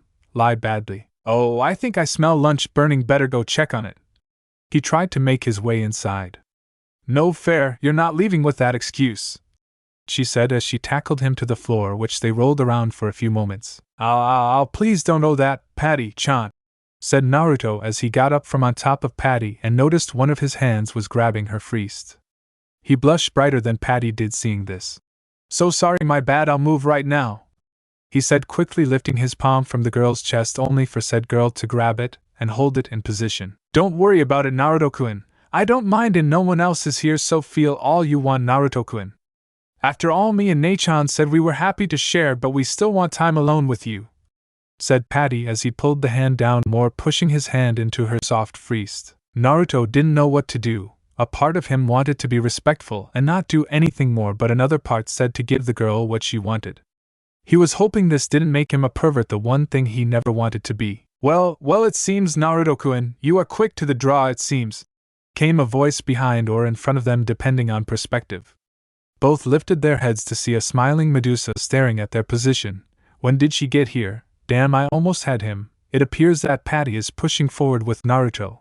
I may have to one-up her, were the thought of the three. Medusa-chan, when did you and the others get back?" said Naruto, sweating since in his position he was likely to receive a Maka chop if she saw him. "Oh, in about a couple minutes, since I had the lightest load for purchases." "Now are you going to give the girl what she wants, or do you want me to join in?" she teased, getting her desired reaction from Naruto. He jumped up from Patty, unable to form words, earning a whine from Patty from the lack of warmth of Naruto laying on her, sending a slight glare at Medusa, who smiled in an innocent way. The rest of the girls walked through to see what was going on, to see a blushing Naruto, a pouting Patty, and a grinning Medusa, wondering what did we miss together, before three of the girls dragged Naruto inside to show them what they had bought, and Naruto crying anime tears knowing that he couldn't get out of it. Jiraiya was looking down with several notepads beside him. One after the other. Where does your luck end, Naruto? What I wouldn't give for that ability to draw women toward you, makes me so jealous," he shouted, stomping his foot. He then received a punch from Tsunade and Kushina as they too were watching down on their precious maelstrom, and wondering what would happen when Naruto found out the truth of Medusa. Naruto, Maka, Black Star, Stein and Blair were currently in the classroom, with Blair situated on the top of Naruto's head staring at a jug filled with water at the front of the classroom. "What's with the jug?" asked Black Star. "The jug is only a jug, now the water inside is what's important. It's called Kyukon water. It sucks out a person's wavelength, but remember the jug is nothing but a regular jug. Put your hand inside," said Stein. "Okay, but I still think it's the jug that's strange," said Black Star, dipping his fingers in and having his body then dry up as if all the water had been drained from him. "Wow, that jug is dangerous," he said as he pulled his hand out. "It's not the jug but the water. Try just putting one finger in at a time," said Stein, getting a chuckle from Naruto and Blair. "So if I can handle more than one finger in at a time, I'll be able to handle Tsubaki's Yodo mode?" questioned Black Star, getting a nod from Stein. "Cool, I haven't done much lately except weight training," he said, happily taking the jug and preparing to put his fist in. "No fair, how come you get so strong with just weight training?" said Maka in disbelief. "Because I'm Black Star, of course I'm on a totally different level. I'm a big shot who's going to surpass the gods," Black Star continued to shout. "No fair," she whined, only to feel a hand on each shoulder and look to see Stein and Naruto holding them. "I wouldn't worry, Maka-san. Black Star, though his words, are pushing himself to get stronger. He reminds me of an old friend who had a peculiar training regime where if he couldn't complete one exercise he would start another one tougher than the first. Good old Bushy Brow was a master of hard work, physically something Black Star is no doubt versed in," said Naruto, remembering the oddly dressed taijutsu master. "Black Star and you are two different people, Maka-san. You each have your own way of getting stronger. You just have to find your own way to get stronger and not worry about. However, if you want to get stronger, I must ask what your goal is, Maka-san?" she said, watching Black Star turn into a prune next to him. "I said start with one finger, go home for today, you can take the jug with you," stated Stein, watching the boy. "My goal is to make Soul into a death scythe for Shinigami-sama, you know that," Naruto said, firmly, getting a pat on the head from Naruto. "Then focus on that goal and get stronger, but here's a life lesson for you. True strength comes from protecting what's precious to you, remember that. Now I think we have a party to get to, do we not?" he said. "Hi, Naruto-kun." Blair remembers that Maka was throwing a party for Black Star and Tsubaki-chan getting their first Soul and Soul getting out the hospital. "Did you bring some yummy fish just in case?" the cat asked as Naruto stroked her ears under her ever-present hat. "Yeah, but I'm sure Maka-san's cooking will be fine, so we may not need it, Blair-chan. Shall we go collect Soul-san then, Maka-san?" he asked the girl, who nodded, and both made their way to the nurse's office. They walked through to see Soul just about to put his shirt on while Maka saw the large scar and could only feel bad when she looked at it. "Cool scar, Soul-san, now you can show off a bit for your partner here," said Naruto, lightening the mood. Soul gave a toothy grin at his friend's statement, but he saw a pained look on Maka's face still. "We're going to be having a party, so don't take too long," she said before walking out the room. "She'll get better with time. For now she just feels that your wound was her fault, but don't worry, you'll go through worse, believe me. How are you today, Medusa-chan? He asked his girlfriends, who smiled and wrapped her arms around him. Better now that you're here. Need a checkup since I last worked on you, she said seductively, getting a blush from Naruto and a bleeding nose from Soul that got him a smack in the head. No perverts, said Naruto without turning back. Sorry, Medusa-chan, me and Blair-chan have other plans today, but don't worry, I won't forget about you, so I'll see you later this week, he said, returning the hug. She pouted. But I wanted some fun now, she whined like a child trying to get more attention. No can do, Medusa-chan, but here's a little medicine, he said as he threw Soul's jacket over his head so he couldn't see when he pulled down his mask and kissed Medusa quickly before slipping it back up. Come on, Soul-sen, the party is waiting, he said as the boy glared at him for the jacket throw and stood up and followed him out. After eating the meal cooked by Maka, everyone was sat round the living room on the couches and Naruto with Blair in his lap on the single chair. It didn't taste too good, but I sure am stuffed, commented Black Star, earning him a smack in the head by Naruto. Is it me, or do I find myself doing that a lot these days? He asked, getting nods all round. Man, not like they don't deserve it, he mused, getting nods only from the girls this time. The food was delicious, Maka-chan, said Tsubaki. Yeah, thanks for the food, Liz added. Kid was staring around the room. I must say it certainly is very clean here, nice place too, he said. Better to keep things clean rather than get nagged by Maka, commented Soul. We just get nagged by Kid all the time, sometimes for the most pointless of things. Like not folding the corners of toilet paper or the candles being the same size on each side. I'm surprised Liz-chan and Patty-chan weren't already mad by the time I got there, said Naruto, getting laughs all around. All seemed well until Maka felt a soul response and Naruto's fox features came out on their own. A witch's soul? In Death City? Said Maka. Let's check it out now, said Naruto, running out the door with Maka. Naruto followed his senses until he came across Medusa on her own in an alley, Maka and Stein catching up with him as he made a Kage Bunshin to survey the area in fox form. Medusa-sensei, are you alright? Asked Maka. There were 2 witch souls around here just now, commented Stein while Naruto was sniffing the air. Iruka-chan and Mizun-chan were here. One is moving, the other stops here. But why would those 2 fighting? They seemed the best of friends the times we talked when I was Naruto, is what he thought. Yes, I felt them both and made my way over. Cute tails, Naruto-kun, she said, smiling, getting a blush as she stroked them, feeling the soft fur. Just made her want him all to herself. Do you think it's the same witch that hurt Soul? Asked Maka, to which Medusa answered. It could be. No, I don't think so, said Stein. If it was that witch, she would have the demon's sword and its Meister with her. Plus, she would unlikely release her soul protect in the middle of Death City. She seems interested in the weapons and Meisters of Shibuzen. She probably observing while hiding away. Still, I'm glad you're okay. If you were hurt, Naruto-kun would probably drop in his studies from the worry, and I rather like having someone who can perfectly out-debate me when it comes to dissecting creatures, he said, joking as Naruto glared and retracted his fox features now that the witch's energy was leaving the area. Strange, really, Naruto-kun. Your fox feature seems to react to a witch's energy, it seems, and your body goes to an automatic response to protect itself. Why won't you let me dissect you? I know you would survive it with your healing, he asked, grinning, having seen how rapidly he healed. Do I really have to answer that, Stein? I really don't want you touching or experimenting on me in any way. I'd rather not end up like Spirit, he said, deadpan, as he hugged Medusa close to prove his point. She smiled at this while blushing as Soul made it to them and confronted Maka about running. Maka stared at Soul and could still see him being slashed by Krona and Ragnarok, but she remembered Naruto's words. True strength comes from protecting what's precious to you, remember that. She realized that she now knew she'd found a way to get stronger. Fight for her partner's soul. She turned to Stein and said she knew she'd found her way, and Stein had told her to meet him the next morning. While this was happening, Naruto was kissing Medusa goodbye and telling her to look out and remember she had his kunai before sending a clone to walk her home. Iruka, however, was still on the run, not wanting to stop till she got a safe distance from the village, not realizing she was being watched closely by a pair of slitted eyes.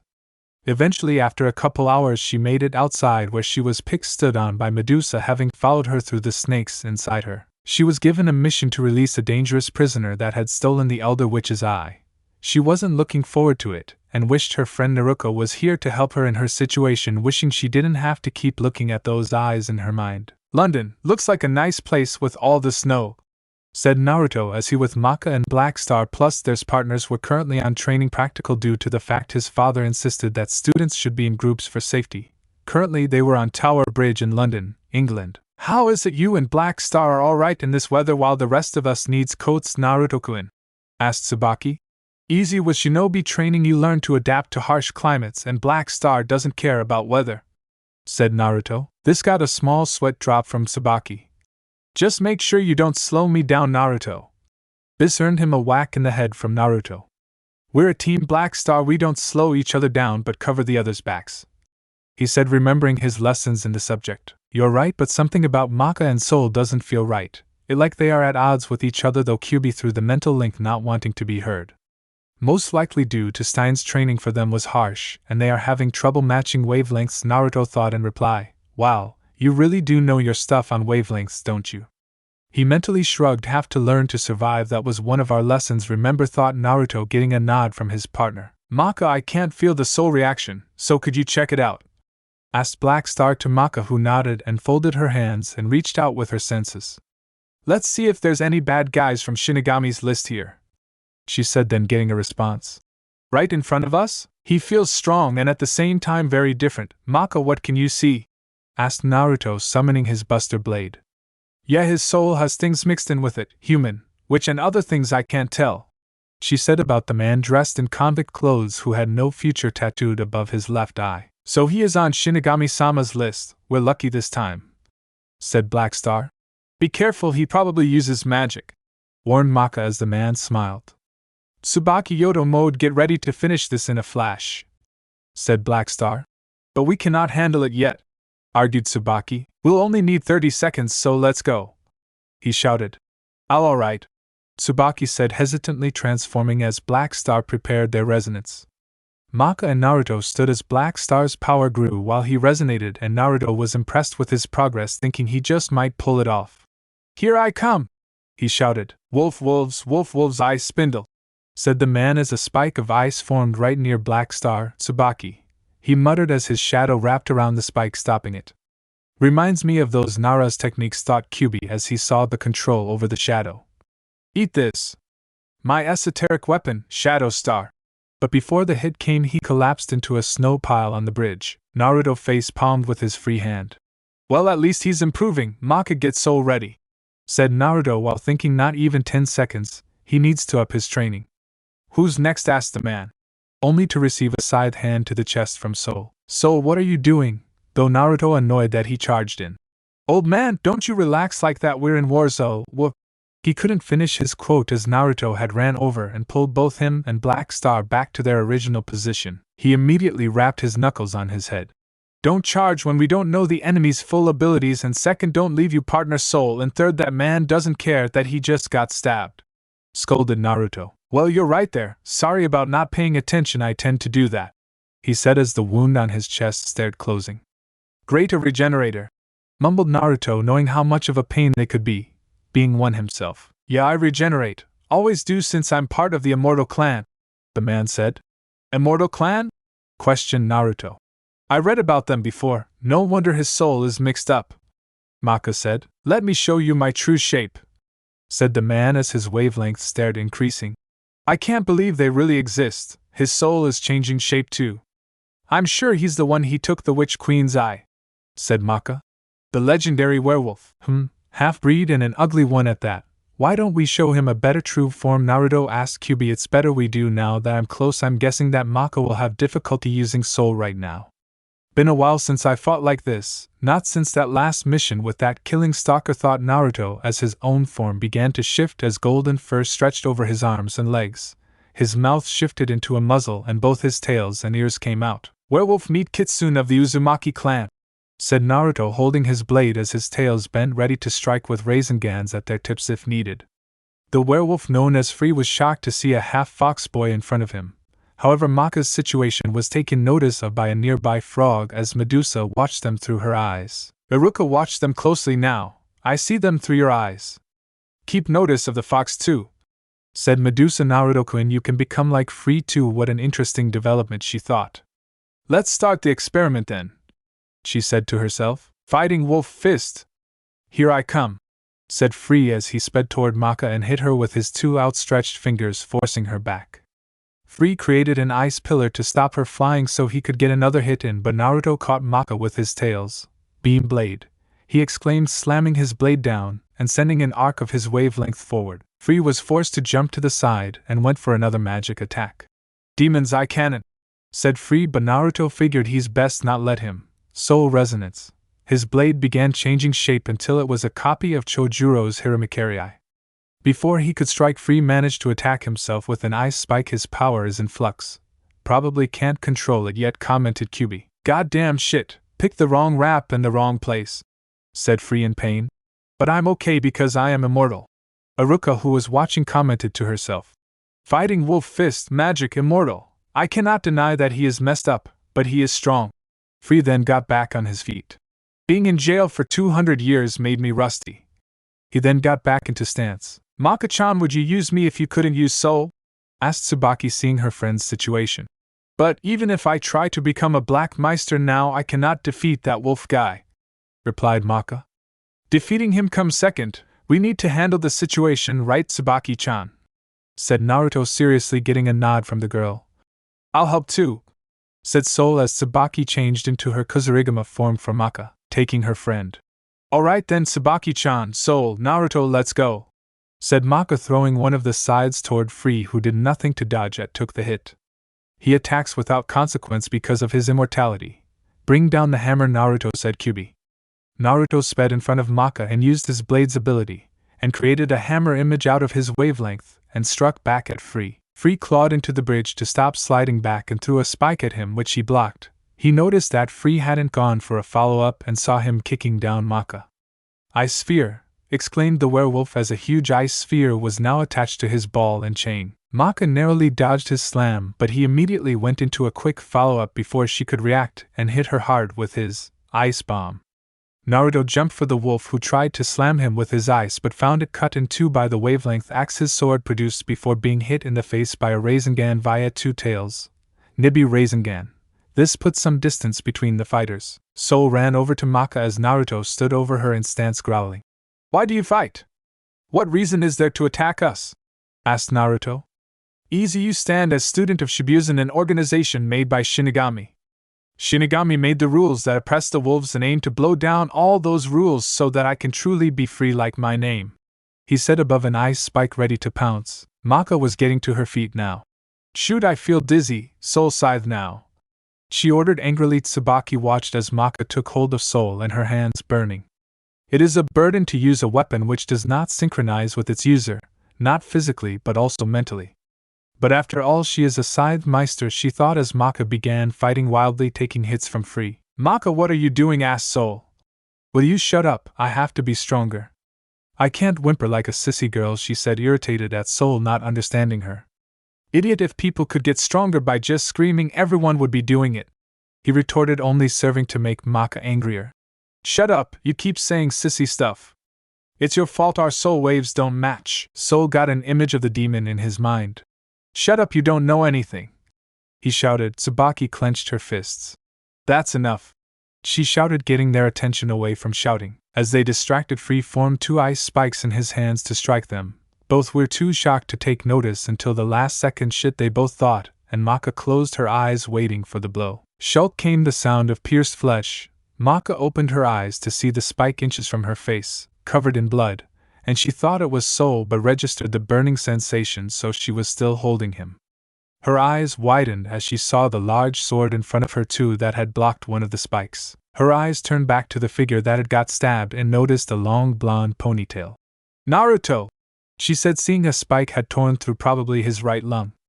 I'm fine, Maka-san, but this isn't the issue right now.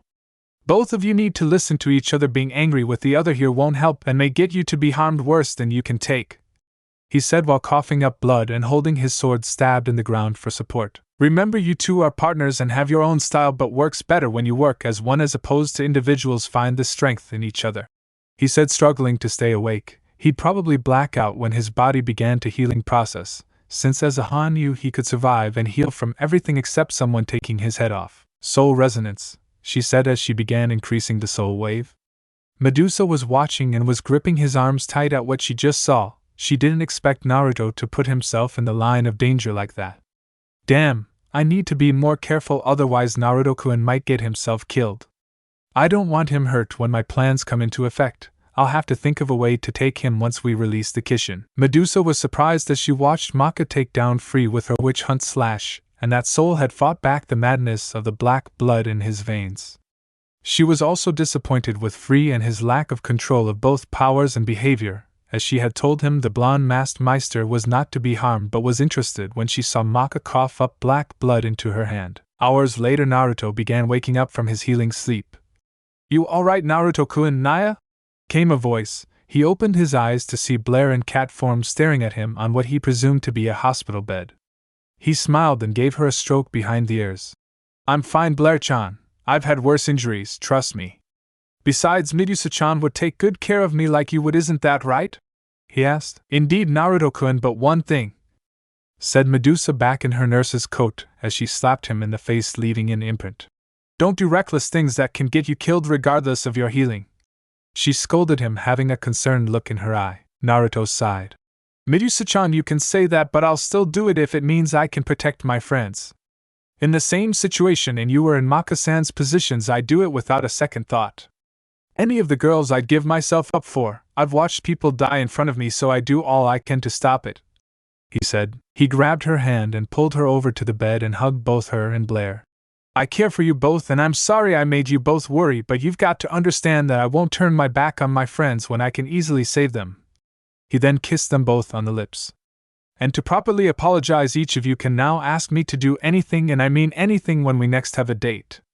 I'll be doing the same for Liz-chan and Patty-chan too, okay?" he said, smiling. Both girls smiled and kissed him on the cheek.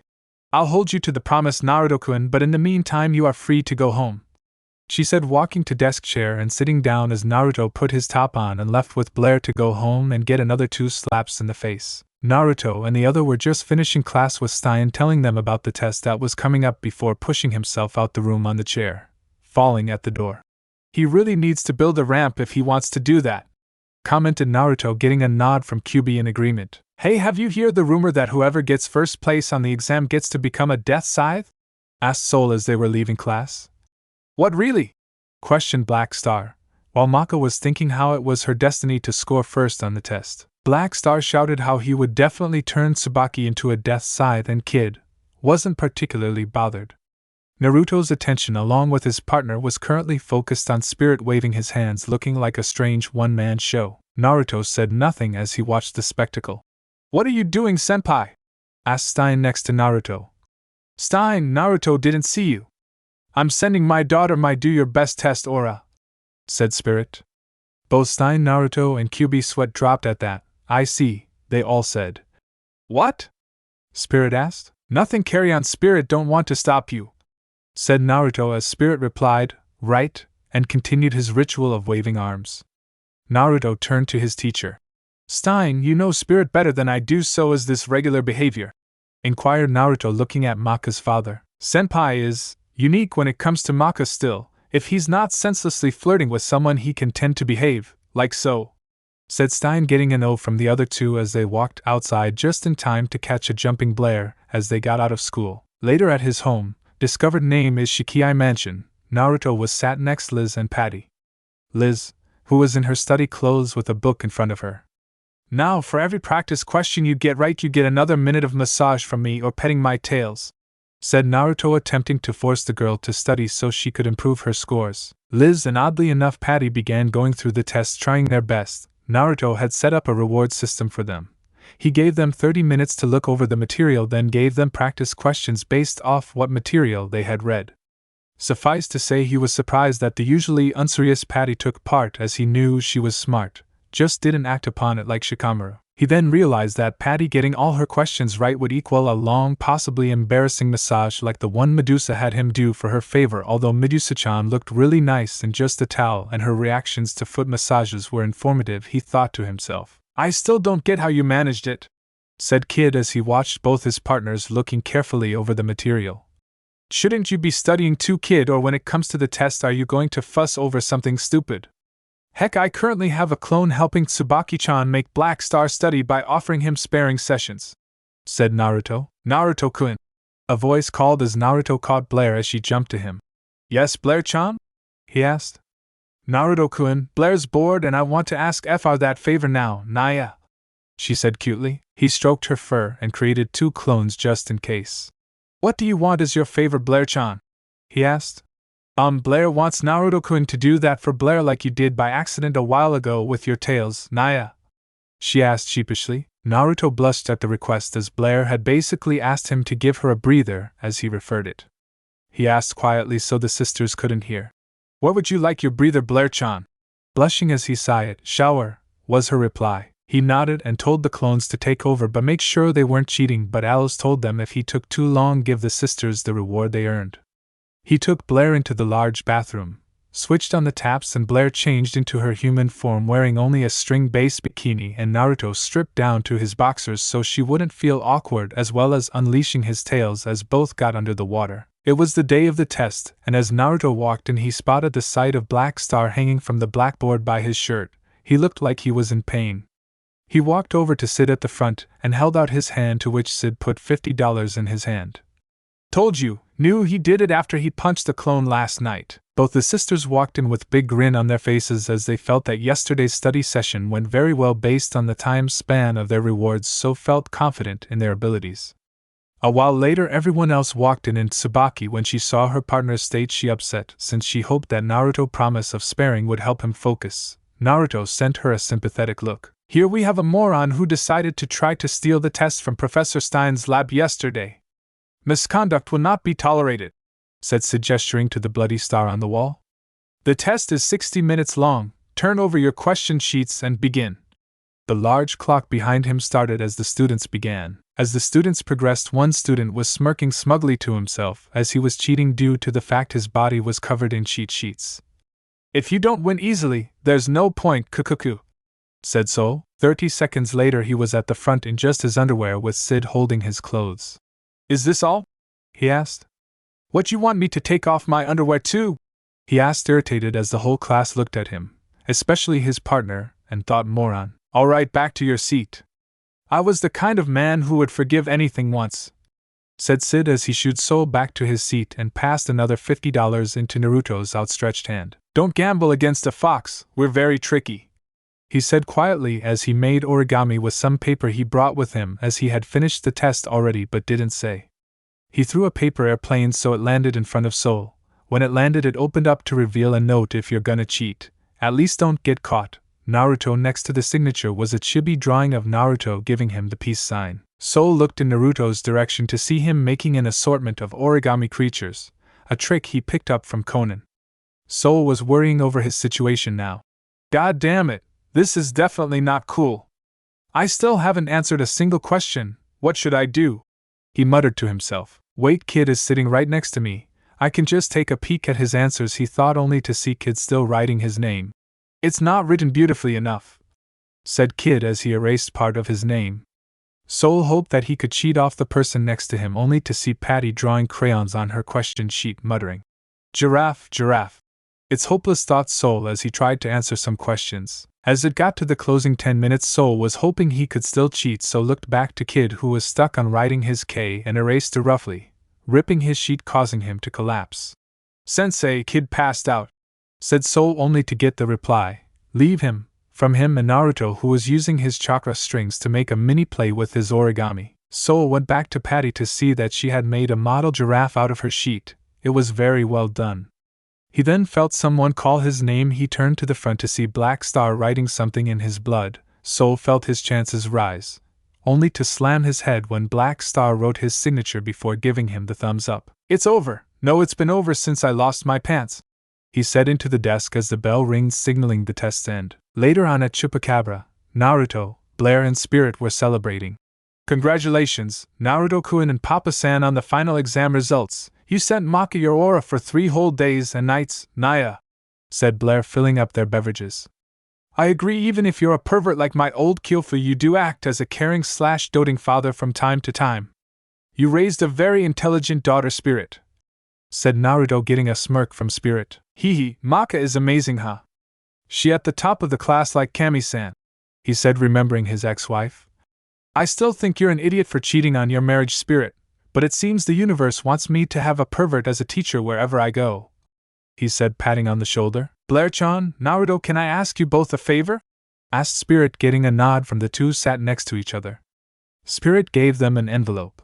I want to give Maka something to congratulate her. If I were to give it to her directly, I don't think she's going to accept it, he said to them. She likes books, so you should try and find out what books she'd like. There's some money and a card with a message on it in this envelope. Naruto smiled and took the envelope. It's good to see you really love Maka. Reminds me of my mother slightly when I met her, said Naruto. Hi, and if it's like that, then you can leave it to me and Naruto-kun and Naya, Blair chipped in. Thanks, said Spirit, smiling. The next day, Blair and Naruto stood in front of Maka's apartment with a small bag in Naruto's arm. He was glad they had shopped together, as Blair had seen a new pair of lingerie that she wanted to buy. Naruto had bought it for her, with his own money that he had made with a book he himself had sold to the world under a false name. The latest edition of said book being used as a gift for Maka. He couldn't wait to see her face when she saw Volume 3 of Loveless he had for her. Since he had seen her with the first two already, he had also slipped in a gag gift too for comedic effect. They knocked on the door and Maka answered. Hey Maka, we have a present from Papa-san for you, Naya, she said as Naruto handed her the bag. To congratulate you on the test. Blair continued as she and Naruto sat down. Maka reached into the bag. What could it? She muttered as she pulled out an orange book. Aika, she opened it, and read the first page and got a very red face and threw the book at the wall. Baka, she shouted as Naruto and Blair started laughing. Sorry Maka-san, couldn't resist a good prank, me and Kyubi needed to do it, said Naruto as said fox appeared with tears in his eyes. It never gets old when some people read the first page, like when you actually showed it to Kid. They both laughed at the memory. Anyway, the real gift and card from your father are in the bag. You can keep that book though, gives good tips, said Kyubi while chuckling, while Soul picked up the book and filed it for later reading based on Maka's reaction. Maka reached in again and pulled out a navy blue book titled Loveless, Act 3. She then turned to the card which read, Congratulations. You studied hard. This present isn't much, but I think you'll be able to enjoy it. She had a shocked look on her face as she turned back to the book. Loveless had become a new favorite of hers and could wait for the third that was scheduled to come out in a few months. The writer of said book had never been seen in public despite his book's popularity with many women, and now Maka's perverted father had managed to get her an advanced copy. She opened the front cover to see a note from the author Kishimoto to Maka. A friend of your father told me about you and your love of reading and him wanting to give you something, so here's the first signed copy of the book, hope you enjoy it, Kishimoto. She turned to the first words and read out loud. My friend, do you fly away now? To a world that abhors you and I. All that awaits you is a somber morrow, no matter where the winds may blow. My friend, your desire is the bringer of life, the gift of the goddess. Even if the morrow is barren of promises, nothing shall forestall my return. She smiled at her father's gift and hugged the book. I guess he can be a good dad now and again. But who does he know that knows the Kishimoto? She asked, making Naruto smile. That would be me, Maka-san. I met Kishimoto before he released his first book and gave his book to a good publisher. When your dad asked me to get you a gift, I could think of nothing better, he said, getting a big grin from the girl and a hug from Blair for his trying to help out a family. Thanks, Papa, she muttered. Results, joined first, Maka and Naruto 102nd, Oxford 99, 27th, Tsubaki 81, 28th, Liz 80, 108th, Soul 35, 128th, Patty 2, the giraffe just happened to be worth something. Answers on tests could be read despite completion. Unmentionable, Black Star, Death the Kid. Heave ho, said Patty as she cheered Naruto's clones as they rowed the boat. Kid was in his Shinigami cloak that made him look like his father while the others were in their usual wear. Kid was standing on the front of the boat, while the original Naruto was resting against the back with Liz resting against his shoulder, snuggling up for warmth. Why are we out here, Naruto-kun? Asked Patty, tilting her head. Ota-san said that something had swallowed the town and its people, so we are investigating what could have done it, Patty-chan, said one of the clones as he rowed. At least, that's what the people who were saved from the Kakuria said, explained Kid, taking off his mask. And I can sense countless souls in the area, Patty. A shape then became visible in the mist as Liz started to wake, seeing the shadow. Naruto-kun, what is it? she asked, rubbing the sleep from her eyes. The ghost ship Nizaheg Liz-chan, said Naruto. Our mission, minions toward the ship, he said, getting a groan from the two clones as they directed the rowboat toward the ship. Wait a second, that's a ghost ship. Monsters will definitely be in there, said Liz, panicked but was calmed down as Naruto tuned her to him and gave her a small kiss. It will be fine, Liz-chan, you have me, Patty-chan, and Kid to look out for you, he said, smiling at the blushing girl. Oh, okay, she managed to say as they got onto the boat with Liz hugging Naruto's arm for protecting as he held his staff in hand. It seems that there are souls on board here, we're going in, commented Kid, getting a nod from Naruto as he pulled Liz along and Patty skipped her way in as an unknown pair of eyes watched them. They walked below deck and found a room with numerous souls floating around. So many, muttered Liz. What the hell are they going to do with this many souls? Taking souls like this is unforgivable, said an angered Kid. Whatever it is they are doing, we best put a stop to it. Kid, can you help them pass on? Asked Naruto, not liking the situation in all honesty. Yes, as a Shinigami I'll take care of them, he said, reaching out with his hand only to stop when he found a gun in his face. What's that, boy? You're a Shinigami? Said the captain spirit of the Nizaheg as he fired at Kid, who dodged, sacrificing his cape. Nizaheg, the captain shouted as the floor beneath Naruto and Liz opened up and they both fell through. Naruto, Liz, damn it, they separated us and I can't use Patty without Liz, said Kid as Patty said to him. Nei-chan will be fine, Naruto-kun is with her, hee. The spirit came out of the ship. This ship and I are one and the same. You all walked into my stomach and all that's left now is to digest you, it said. Are you an evil spirit, and why are you collecting all these souls? Questioned Kid. I really don't understand you, Shinigami. These souls are to be offered up to Kishin-sama, said the spirit. Kishin Ragnarok? He said, shocked. That rookie is of no importance. The Kishin-sama who is closest to you. For that person's sake, said the spirit cryptically. Meanwhile, down below, Liz and Naruto were walking through the halls, Liz literally hugging Naruto's arms for security, not that he minded. Naruto-kun, do you think Patty and Kid will be okay up there? She asked. Tough to say, Patty-chan, I'm not sure Kid can use just Patty-chan on her own without you, but best just to get out of here first, he said, giving her a reassuring smile. The sooner the better, I really don't like it here. It was less scary when me and Patty worked the streets of Brooklyn. But that all ended when we got high and tried mugging Kid. Guess our luck wasn't the best, she said dismissively. Naruto shook his head. No, I think it's the opposite, since Kid found you and brought you back home with him.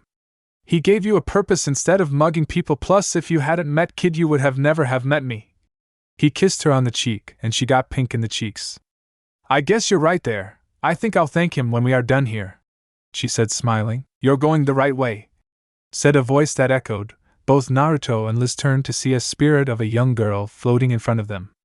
Liz began shaking, but Naruto wasn't affected. Hello there, who might you be? He asked. I'm a ghost of a young girl eaten by the ship. I'll guide you to where your friends are, she said. Thank you, Miss Liz-chan, don't worry, she won't hurt you and I'm right here, he said, trying to calm his girlfriend down. It was not helping much, so he released his tails and wrapped them round her. This seemed to relax her. Feeling better?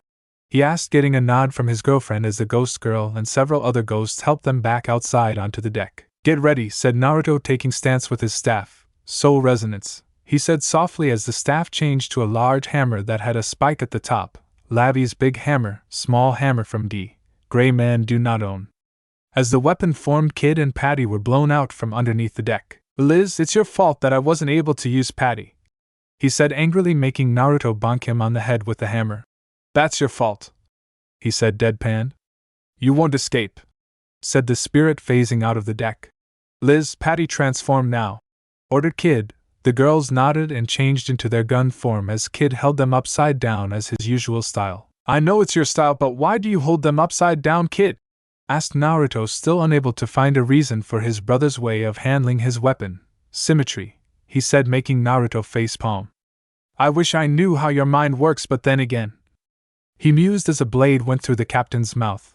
A black blade. The demon's sword, said Naruto, observing Krona slice through the captain before stabbing her blade into the deck. Ragnarok, she muttered before she stared screaming with the blade. As she did, the souls of the ship started rising from below before heading toward the blade that had a mouth open on it. Shit, they're being sucked in by the blade, said Naruto, panicked at the souls about to be consumed. Goodbye, Oni-chan, Wani-chan, said the ghost of the girl before being sucked in as Naruto reached out for her. Damn it, unbelievable, said Naruto and Kid as they just watched the souls were taken right in front of them, then saw Ragnarok come out of Krona's back and change shape as his neck extended and his arms turned to wings. The true black dragon, muttered Kid. Did you know my blood is black? Said Krona, making Kid more angry. Shinigami Kenpo, stance of sin, he said as he got into battle stance and Naruto jumped into the air. Ban, ban, ban, he called out as the hammer's head increased in size and he slammed down on Krona. Everything is scary, even your hammer. Power, even if it's in your grasp, do you know how to use it? She asked. Where as hell do you know? She pointed to her head. It's inside your head, so don't get in my way or I'll kill you, she said as Naruto spun the hammer round to blow Krona into the air. How dare you take those innocent souls out of fear? He shouted as Kid took over and started pelting Krona with bullets.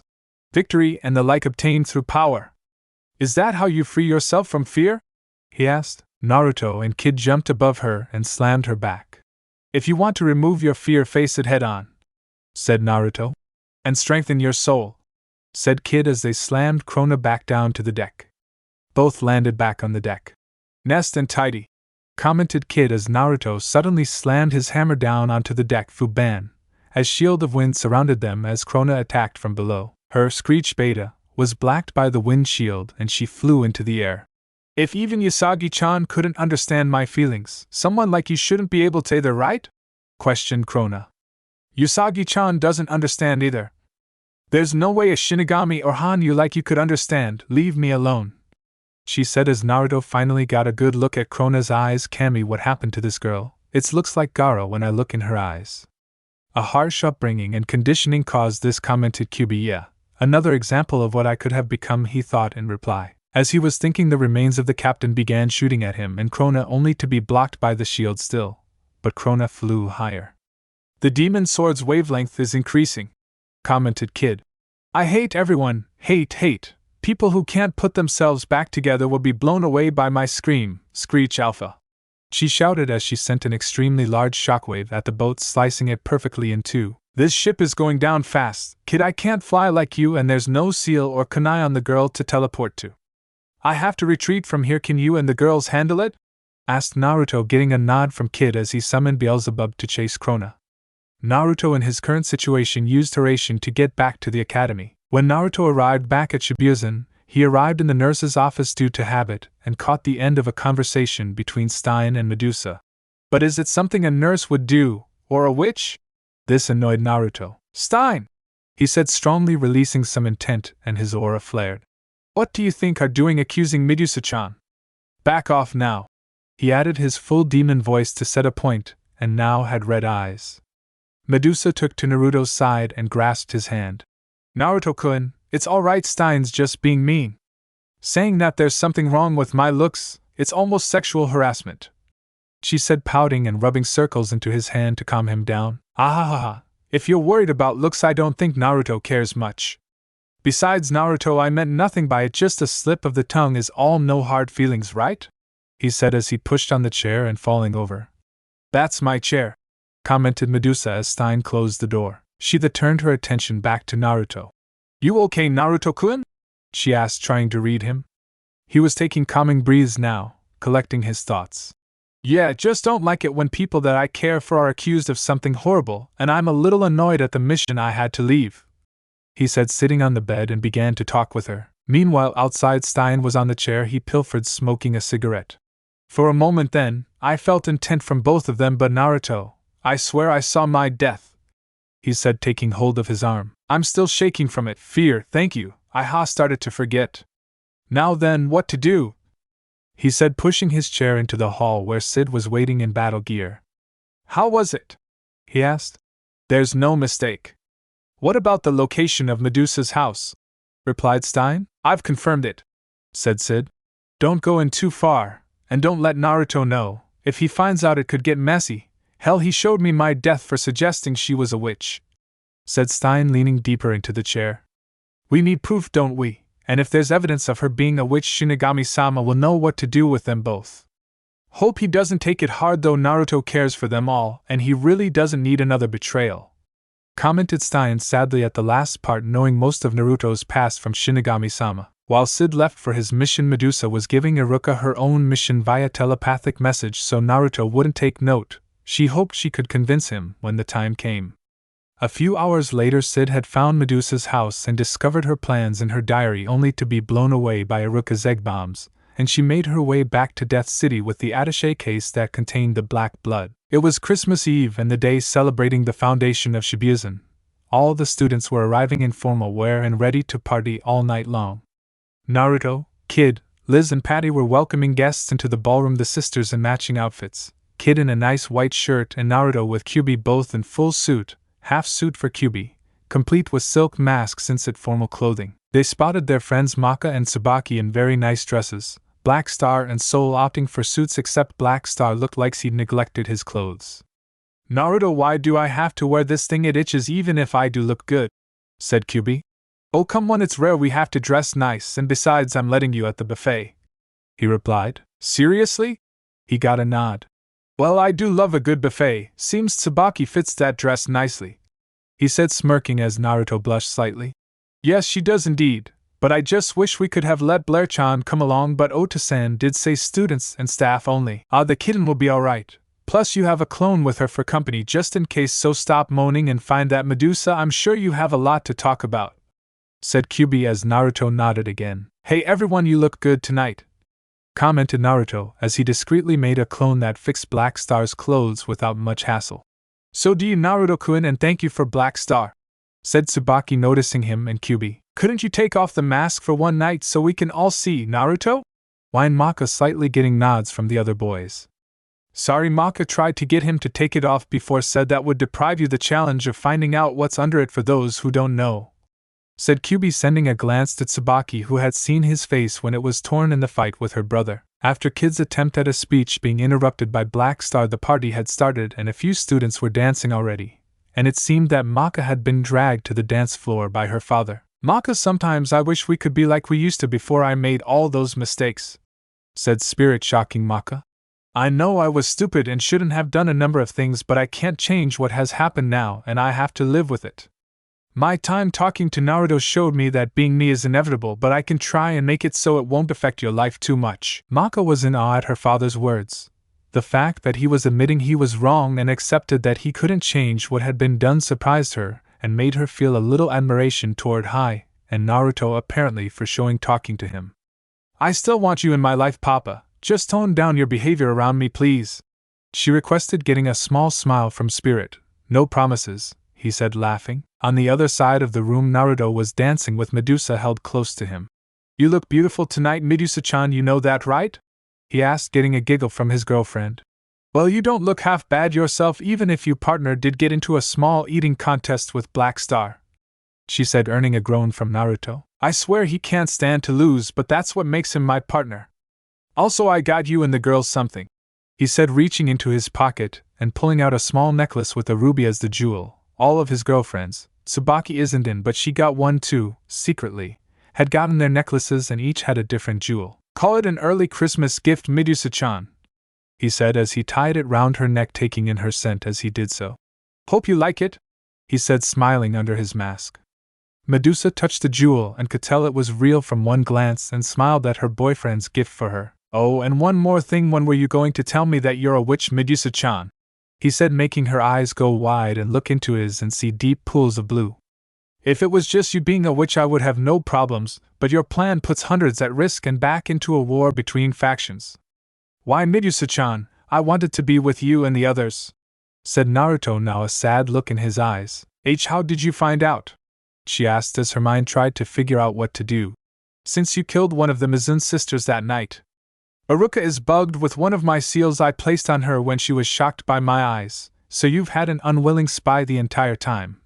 She cursed when she heard this. They continued to dance, no one else the wiser.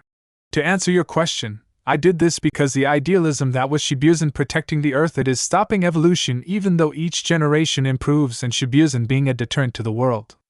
Eventually we'd start living through the same kind of life every day. Did you want that, Naruto-kun?" she asked, hoping that he'd leave the other girls and be hers alone. I love you, Naruto-kun, and want you to be by my side from now on, she said, leaning closer. What do you say? Do you want to join me, my love? She questioned, lowering his mask to kiss him, which he accepted, and both reveled in the feeling, with Naruto crying as he knew this would be the last time he could do this. The kiss ended and Naruto looked at her with tear-filled eyes. I love you too, Medusa-chan, but I can't join you. Everyone, quick, get out of here! Shouted Stein, looking heavily injured despite Naruto's clone following him and protecting him from the blast so he could dig underground. Stein, they were waiting for this day.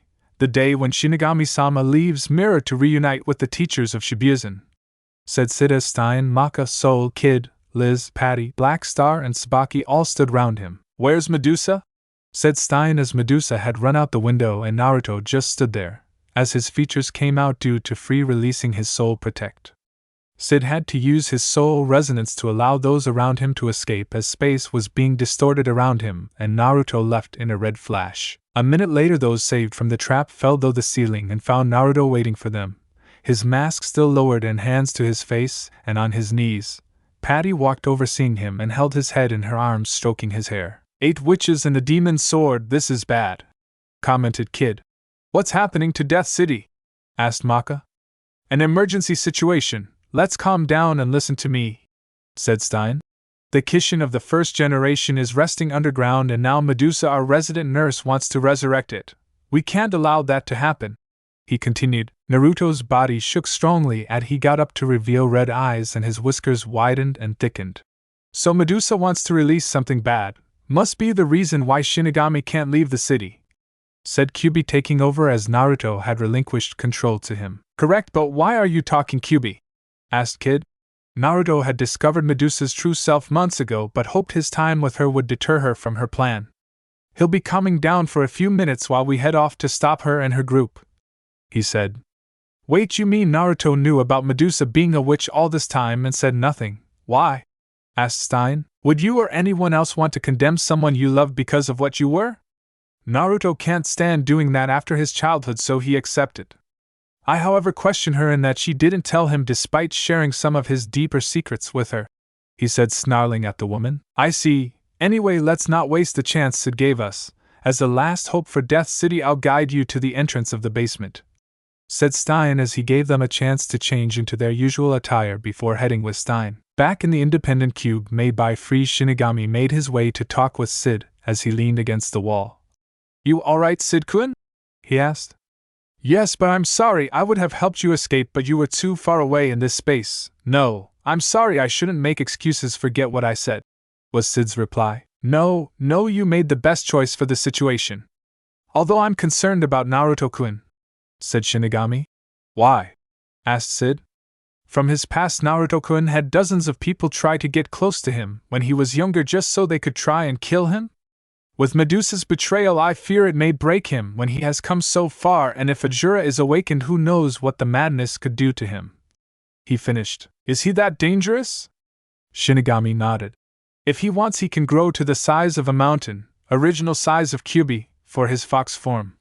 Sid shuddered at what damage could be done. One of the students then asked about the use of Soul Protect, which led to Shinigami explaining that the Kishin Ajura was sealed beneath the school and that Ajura was once a powerful warrior under Shinigami. He was mistrustful of everyone around him, which is the primary reason why he covered his body with a ridiculous amount of clothing.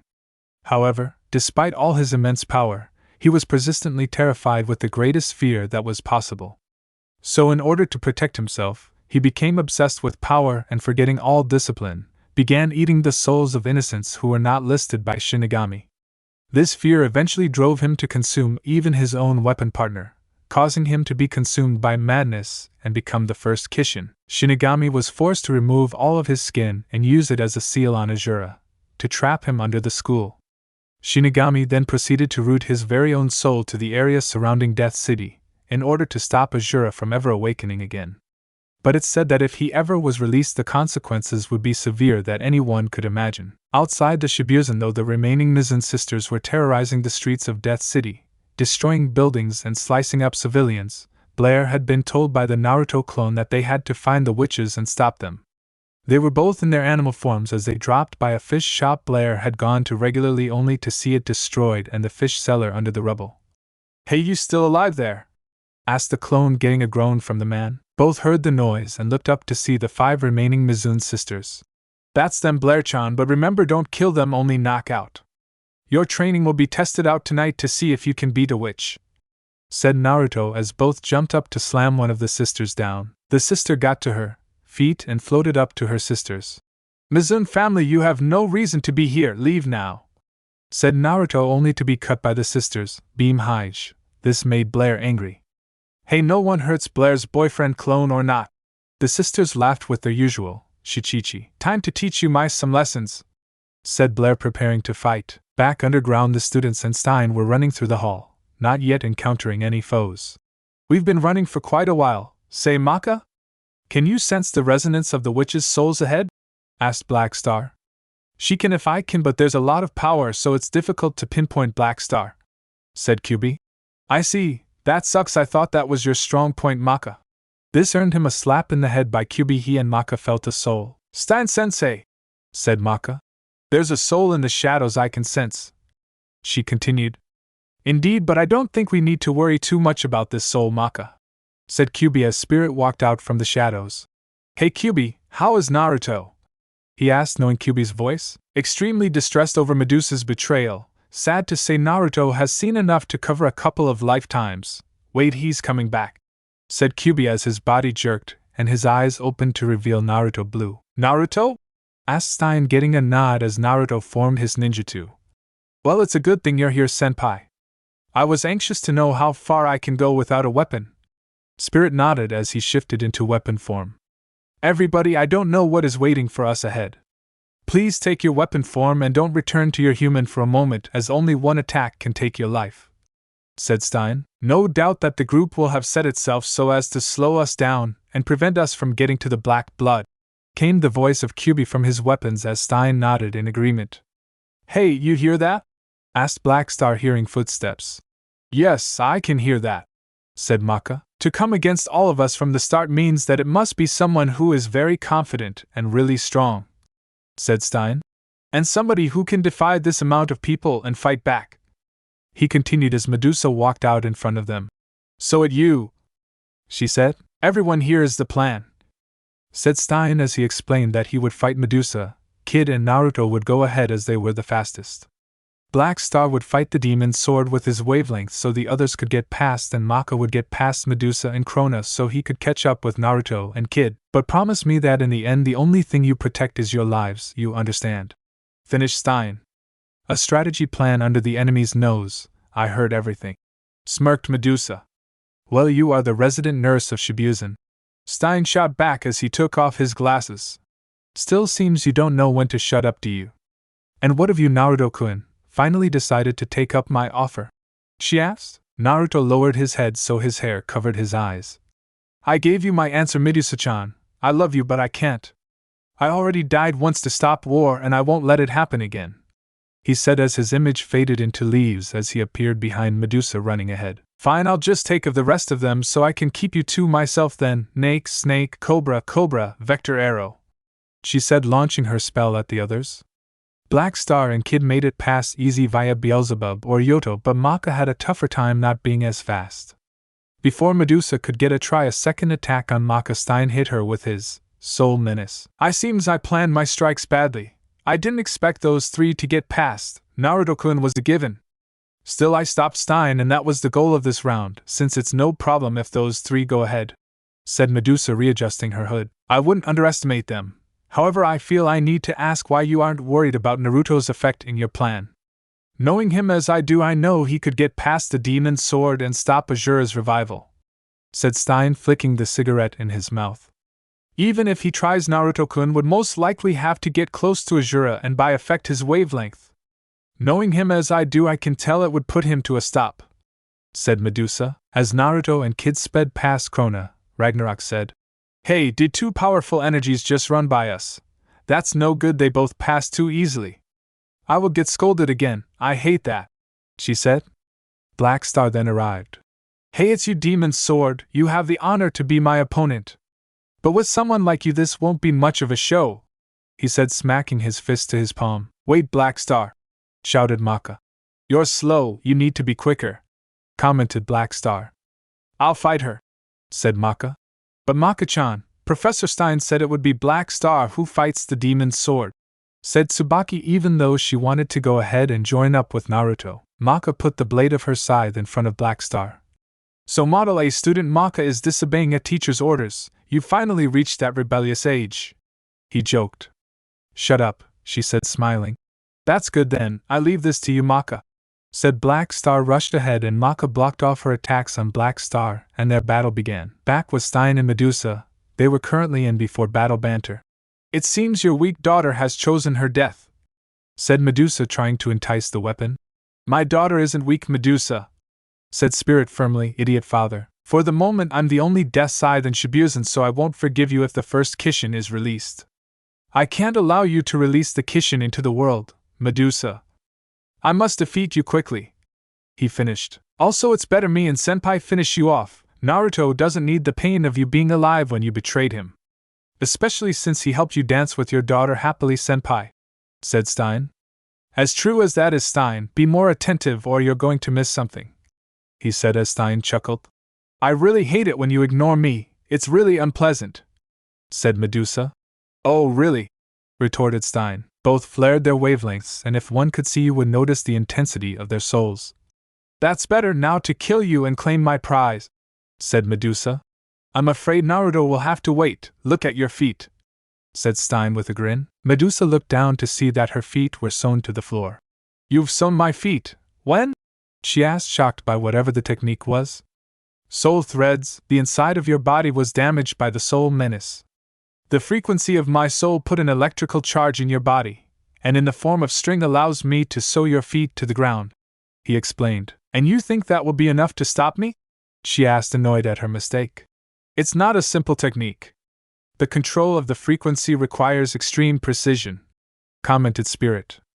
I see the alliance of the best Meister and a death scythe, said Medusa as Stein charged forward and hit her with another soul menace, forcing her into the wall where she was sewn to. Successive palm soul menace 3 extremes.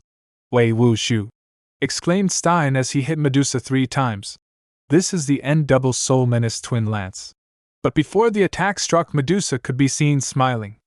You made some progress, but not in the good way, Vector Plate, she said as an arrow appeared beneath Stein, pointing away from Medusa, and forced him away. You should know a taken woman doesn't like other men getting too close. She smirked as one of her serpent tattoos released her from the threads. What was that? Asked Stein. By standing on the arrow you are pushed in the direction I choose. She dropped onto the plate below and shot forward. Of course I can use it too for specific trajectory, Vector Plate, she said as 3 arrows appeared around Stein. And I know that you are afraid of hand-to-hand combat, she said as she blindsided him with a roundhouse kick to the face. As I thought it was useful to train myself a little. She made another plate below Stein. Come back to sender, she said as Stein quickly sewed himself to the floor. And now your body is sewn to the ground, do you see the irony?